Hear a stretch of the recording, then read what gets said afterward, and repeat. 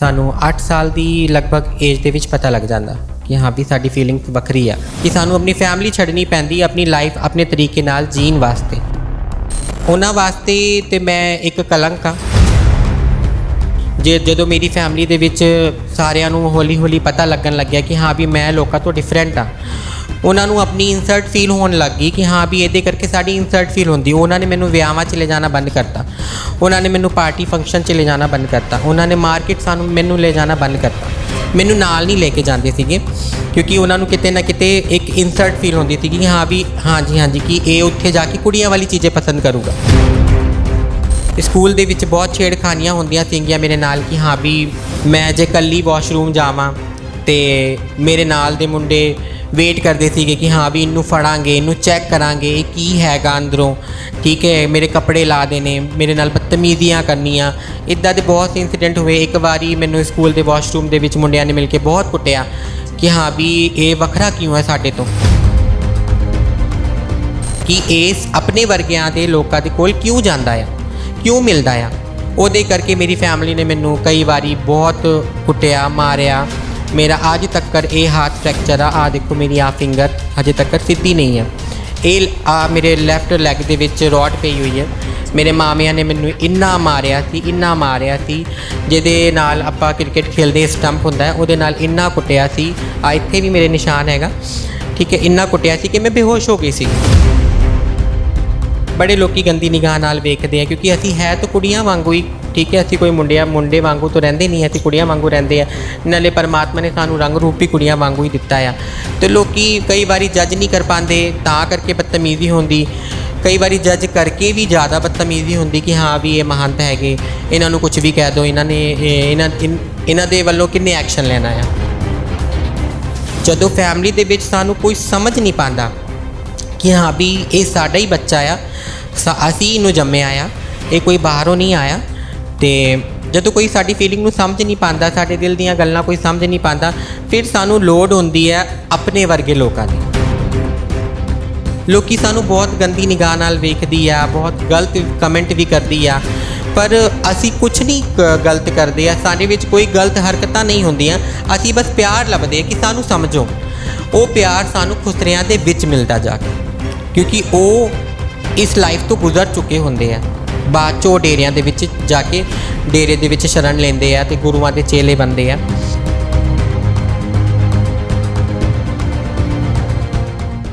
ਉਹਨਾਂ ਨੇ ਮੈਨੂੰ ਸਮਝਿਆ ਨਹੀਂ ਕਿ ਹਾਂ ਵੀ ਮੈਂ ਉਹਨਾਂ ਦੀ ਔਲਾਦ ਹਾਂ।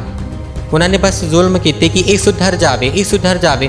ਇਹ ਕੋਈ ਬਿਮਾਰੀ ਥੋੜ੍ਹੀ ਜਿਹੜੀ ਮੈਂ ਸੁਧਰ ਜਾਵਾਂਗੀ ਕਿ ਹਾਂ ਕੋਈ ਮੈਡੀਸਿਨ ਖਾ ਕੇ ਮੈਂ ਠੀਕ ਹੋ ਜਾਵਾਂਗੀ। ਜਦੋਂ ਮੇਰੀ ਅੰਤਰ ਆਤਮਾ ਹੀ ਫੀਮੇਲ ਹੈਗੀ ਆ ਅਤੇ ਮੈਂ ਕਿੱਦਾਂ ਸੁਧਰ ਜਾਂਦੀ। ਕਿ ਅਸੀਂ ਸਮਾਜ ਤੋਂ ਇੱਕ ਮੇਲ ਫੀਮੇਲ ਤੋਂ ਵੱਖਰੇ ਸੀਗੇ, ਆਪਣੀ ਲਾਈਫ ਨੂੰ ਆਪਣੇ ਤਰੀਕੇ ਨਾਲ ਜੀਣਾ ਚਾਹੁੰਦੇ ਸੀਗੇ ਅਤੇ ਅੱਜ ਆਪਣੇ ਤਰੀਕੇ ਨਾਲ ਜੀ ਰਹੇ ਆ। ਅਸੀਂ ਕਿਸੇ ਨੂੰ ਬਲੇਮ ਨਹੀਂ ਕਰ ਸਕਦੇ ਕਿ ਆਪਣੇ ਘਰ ਵਾਲਿਆਂ ਨੂੰ, ਫੈਮਿਲੀ ਨੂੰ ਬਲੇਮ ਕਰੀਏ ਜਾਂ ਕਿਸੇ ਨੂੰ ਬਲੇਮ ਕਰੀਏ। ਅਸੀਂ ਕਿਸੇ ਨੂੰ ਬਲੇਮ ਨਹੀਂ ਕਰ ਸਕਦੇ। ਅਸੀਂ ਤੁਹਾਨੂੰ ਬਲੇਮ ਨਹੀਂ ਕਰ ਸਕਦੇ, ਸਮਾਜ ਨੂੰ ਬਲੇਮ ਨਹੀਂ ਕਰ ਸਕਦੇ। ਇਹ ਤਾਂ ਸਮਾਜ ਆ। ਅੱਜ ਥੋੜ੍ਹਾ ਬਹੁਤਾ ਸਮਾਜ ਨੇ ਸਾਨੂੰ ਐਕਸੈਪਟ ਕਰ ਲਿਆ ਆ, ਕੱਲ੍ਹ ਨੂੰ ਪੂਰੀ ਤਰੀਕੇ ਐਕਸੈਪਟ ਕਰ ਲੂਗਾ। ਫਿਊਚਰ ਸਾਡਾ ਇਹੀ ਹੈ ਕਿ ਅਸੀਂ ਕਿੰਨਰ ਸਮਾਜ ਦੇ ਨਾਲ ਰਹਿ ਕੇ ਆਪਣੀ ਲਾਈਫ ਨੂੰ ਗੁਜ਼ਾਰ ਸਕਦੇ ਹਾਂ। ਉਹਨਾਂ ਦੇ ਵਿੱਚ ਹੀ ਸਾਡਾ ਦੇਹਾਂਤ ਹੋ ਜਾਊਗਾ ਅਤੇ ਉਹੀ ਸਾਨੂੰ ਪਾਰ ਲਾ ਦੇਣਗੇ। ਬਸ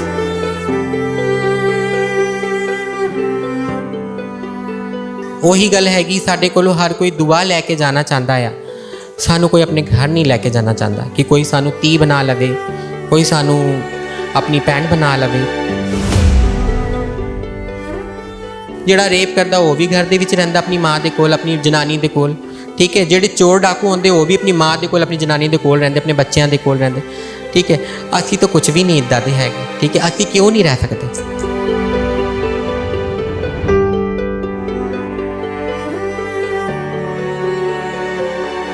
ਉਹ ਸਕੈਨ ਮੈਂ ਜਦੋਂ ਕਰਾਇਆ ਉਹਨਾਂ ਨੇ ਵੇਖੇ ਤਾਂ ਉਹਨਾਂ ਨੇ ਸਿੱਧਾ ਮੈਨੂੰ ਇਹੀ ਦੱਸਿਆ ਕਿ ਤੇਰੇ ਕੋਲ ਕੋਈ ਹੈਗਾ ਤੇਰਾ ਸਾਥੀ ਜਿਹਨੂੰ ਮੈਂ ਕੁਝ ਦੱਸਣਾ ਚਾਹੁੰਦਾ। ਮੈਂ ਕਿਹਾ ਨਹੀਂ ਜੀ, ਅਸੀਂ ਤਾਂ ਮਹੰਤ ਹੈਗੇ, ਅਸੀਂ ਆਪਣੀ ਜ਼ਿੰਮੇਵਾਰੀ ਆਪ ਹੀ ਲੈਂਦੇ ਹਾਂ, ਆਪ ਹੀ ਕਮਾਉਣਾ ਅਤੇ ਆਪ ਹੀ ਖਾਣਾ। ਸਾਡਾ ਕੋਈ ਮਾਂ ਪਿਓ ਨਾਲ ਨਹੀਂ ਬੈਠਾ, ਸਾਡਾ ਕੋਈ ਬਹਿਨ ਭਰਾ ਨਾਲ ਨਹੀਂ ਹੈਗਾ, ਅਸੀਂ ਆਪਣੀ ਕੇਅਰ ਆਪ ਹੀ ਕਰਦੇ ਹਾਂ। ਤੁਸੀਂ ਮੈਨੂੰ ਦੱਸ ਦਿਓ ਕੀ ਪ੍ਰੋਬਲਮ ਹੈ। ਉਹਨਾਂ ਨੇ ਮੈਨੂੰ ਦੱਸਿਆ, ਬੇਟਾ ਤੂੰ ਲੇਟ ਨਾ ਕਰ, ਤੂੰ ਤੁਰੰਤ ਚੰਡੀਗੜ੍ਹ PGI ਜਾ ਤੇ ਆਪਣਾ ਟ੍ਰੀਟਮੈਂਟ ਸਟਾਰਟ ਕਰ, ਤੈਨੂੰ ਕੈਂਸਰ ਦੀ ਸਟਾਰਟਿੰਗ ਹੋ ਗਈ ਹੈ। ਤੇਰੇ ਢਿੱਡ ਦੇ ਵਿੱਚ ਜਿਹੜੀ ਵੱਡੀ ਅੰਤ ਜਿਹਨੂੰ ਬੋਲਦੇ ਆ ਵੱਡੀ ਨਾੜੀ ਵੱਡੀ ਅੰਤ ਜਿਹੜੀ ਹੈਗੀ ਉਹਦੇ ਵਿੱਚ ਜ਼ਖਮ ਹੈਗਾ।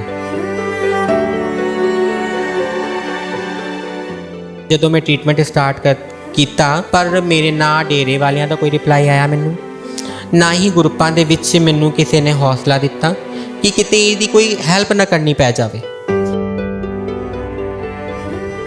ਸਾਡਾ ਸਮਾਜ ਵੀ ਕਿੰਨਰ ਸਮਾਜ ਵੀ ਗਰੀਬਾਂ ਦੀ ਇੰਨੀ ਹੈਲਪ ਕਰਦਾ, ਕੁੜੀਆਂ ਦੇ ਵਿਆਹ ਕਰਾਉਂਦਾ, ਲੋਕਾਂ ਨੂੰ ਰਾਸ਼ਨ ਵੰਡਦਾ। ਇੱਥੇ ਤੱਕ ਜਿਸ ਡੇਰੇ ਦੀ ਮੈਂ ਮੈਂਬਰ ਹਾਂ, ਜਿਸ ਡੇਰੇ ਦੀ ਮੈਂ ਚੇਲਾ ਹਾਂ, ਉਸ ਡੇਰੇ ਦੇ ਵਿੱਚ ਵੀ ਹਰ ਮਹੀਨੇ ਦੀ ਲਾਸਟ ਸੰਡੇ ਨੂੰ ਰਾਸ਼ਨ ਵੰਡਿਆ ਜਾਂਦਾ, ਪਰ ਉਹਨਾਂ ਨੇ ਮੇਰੀ ਹੈਲਪ ਨਹੀਂ ਕੀਤੀ। ਉਹਨੇ ਮੈਨੂੰ ਬਹੁਤ ਕੁਝ ਦੁਨੀਆ ਦੇ ਵਿੱਚ ਫਿਰ ਤੋਂ ਜੀਣਾ ਸਿਖਾਇਆ ਕਿ ਹਾਂ ਵੀ ਤੂੰ ਡਿਪਰੈਸ਼ਨ ਚੋਂ ਬਾਹਰ ਆ, ਆਪਣੇ ਆਪ ਨੂੰ ਠੀਕ ਕਰ, ਲਾਈਫ ਬਹੁਤ ਵੱਡੀ ਹੈ, ਬਹੁਤ ਸੁੰਦਰ ਲਾਈਫ ਹੈ। ਵਰਨਾ ਮੈਂ ਤਾਂ ਜਦੋਂ ਮੈਨੂੰ ਪਤਾ ਲੱਗਿਆ ਸੀ, ਜਦੋਂ ਟ੍ਰੀਟਮੈਂਟ ਸਟਾਰਟ ਮੈਂ ਉਦੋਂ ਹੀ ਮਰ ਗਈ ਸੀ। ਬਸ ਮੇਰਾ ਸਹਾਰਾ ਜਿਨ੍ਹਾਂ ਨੂੰ ਬਣਨਾ ਚਾਹੀਦਾ ਸੀਗਾ ਉਹ ਮੇਰਾ ਸਹਾਰਾ ਨਹੀਂ ਬਣੇ। ਸਤਿ ਸ਼੍ਰੀ ਅਕਾਲ, ਮੈਂ ਹਾਂ ਤੁਹਾਡੇ ਨਾਲ ਜਸਪ੍ਰੀਤ। ਅੱਜ ਤੁਹਾਡੀ ਮੁਲਾਕਾਤ ਮਹੰਤ ਐਂਜਲ ਦੇ ਨਾਲ ਕਰਵਾਉਣ ਜਾ ਰਹੇ ਹਾਂ। ਅੱਜ ਉਹਨਾਂ ਦੀ ਜ਼ਿੰਦਗੀ ਦੇ ਬਾਰੇ ਗੱਲਬਾਤ ਕਰਾਂਗੇ, ਕਿਵੇਂ ਉਹਨਾਂ ਨੂੰ ਪਤਾ ਲੱਗਦਾ ਆ, ਕਿੰਨੀ ਉਮਰ ਦੇ ਵਿੱਚ ਉਹਨਾਂ ਨੂੰ ਇਸ ਗੱਲ ਦਾ ਪਤਾ ਲੱਗਦਾ ਹੈ ਕਿ ਉਹ 3rd ਕਮਿਊਨਿਟੀ ਦੇ ਮੈਂਬਰ ਨੇ, ਤੇ ਸਾਰੀ ਗੱਲਬਾਤ ਕਰਾਂਗੇ ਕਿਵੇਂ ਸਕੂਲਿੰਗ ਕਰਦੇ ਨੇ, ਕੀ ਮੁਸ਼ਕਿਲਾਂ ਉਹਨਾਂ ਨੂੰ ਆਉਂਦੀਆਂ ਨੇ, ਕਿਹੜੀਆਂ ਸਮੱਸਿਆਵਾਂ ਦਾ ਸਾਹਮਣਾ ਕਰਦੇ ਆ। ਗੱਲਬਾਤ ਕਰਦੇ ਸਾਡੇ ਨਾਲ ਮੌਜੂਦ ਹੈ ਮੈਮ, ਬਹੁਤ ਬਹੁਤ ਸਵਾਗਤ ਹੈ। ਥੈਂਕ ਯੂ ਜੀ, ਸਾਰਿਆਂ ਨੂੰ ਮੇਰਾ ਪਿਆਰ ਭਰਾ ਸਤਿ ਸ਼੍ਰੀ ਅਕਾਲ। ਕਦੋਂ ਪਤਾ ਲੱਗਦਾ ਤੁਹਾਨੂੰ ਕਿ ਤੁਸੀਂ 3rd ਕਮਿਊਨਿਟੀ ਦੇ ਮੈਂਬਰ ਹੋ? ਇਹੀ ਕੋਈ 7-8 ਸਾਲ ਦੀ ਏਜ ਦੇ ਵਿੱਚ ਸਾਨੂੰ ਅਹਿਸਾਸ ਹੋ ਜਾਂਦਾ ਕਿ ਹਾਂ ਵੀ ਅਸੀਂ ਨਾਰਮਲ ਪਰਸਨ ਨਹੀਂ ਹਾਂ। ਜਿੱਦਾਂ ਸਾਡਾ ਭਰਾ ਹੁੰਦਾ ਤੇ ਅਸੀਂ ਭਰਾ ਵਾਂਗੂ ਨਹੀਂ ਹੈਗੇ, ਤੇ ਜਿਹੜੀ ਸਾਡੀ ਸਿਸਟਰ ਆ ਅਸੀਂ ਸਿਸਟਰ ਵਾਂਗੂ ਵੀ ਨਹੀਂ ਹੈਗੇ। ਸਾਡੀ ਫੀਲਿੰਗਸ ਵੱਖਰੀਆਂ ਆ, ਮੇਲ ਤੋਂ ਵੀ ਤੇ ਫੀਮੇਲ ਤੋਂ ਵੀ। ਸਾਨੂੰ 8 ਸਾਲ ਦੀ ਲਗਭਗ ਏਜ ਦੇ ਵਿੱਚ ਪਤਾ ਲੱਗ ਜਾਂਦਾ ਕਿ ਹਾਂ ਵੀ ਸਾਡੀ ਫੀਲਿੰਗਸ ਵੱਖਰੀ ਆ। ਜਿੱਦਾਂ ਕਿ ਆਪਾਂ ਸਕੂਲ ਜਾਂਦੇ ਹਾਂ, ਸਾਡੀ ਫਰੈਂਡਸ਼ਿਪ ਜ਼ਿਆਦਾਤਰ ਕੁੜੀਆਂ ਦੇ ਨਾਲ ਹੁੰਦੀ ਹੈ, ਮੁੰਡਿਆਂ ਦੇ ਨਾਲ ਨਹੀਂ ਰਹਿੰਦੀ ਫਰੈਂਡਸ਼ਿਪ। ਤੇ ਜਦੋਂ ਘਰਾਂ ਦੇ ਵਿੱਚ ਕੋਈ ਵਿਆਹ ਹੁੰਦੇ ਅਸੀਂ ਕੁੜੀਆਂ ਵਾਂਗੂ ਨੱਚਣਾ ਗਾਣਾ, ਕੁੜੀਆਂ ਦੇ ਫੰਕਸ਼ਨਾਂ ਦੇ ਵਿੱਚ ਜ਼ਿਆਦਾ ਇਨਵੋਲਵ ਹੋਣਾ। ਤੇ ਮੁੰਡੇ ਜਿੱਦਾਂ ਵਿਆਹਾਂ ਦੇ ਵਿੱਚ ਮੁੰਡਿਆਂ ਦਾ ਥੋੜ੍ਹਾ ਰੋਲ ਵੱਖਰਾ ਹੁੰਦਾ ਆ, ਉੱਦਾਂ ਆਪਾਂ ਨਹੀਂ ਕਰਨਾ। ਆਪਾਂ ਕੁੜੀਆਂ ਵਾਂਗੂ ਕੁੜੀਆਂ ਦੇ ਕਲਚਰ ਨੂੰ ਜ਼ਿਆਦਾ ਅਪਣਾਉਣਾ।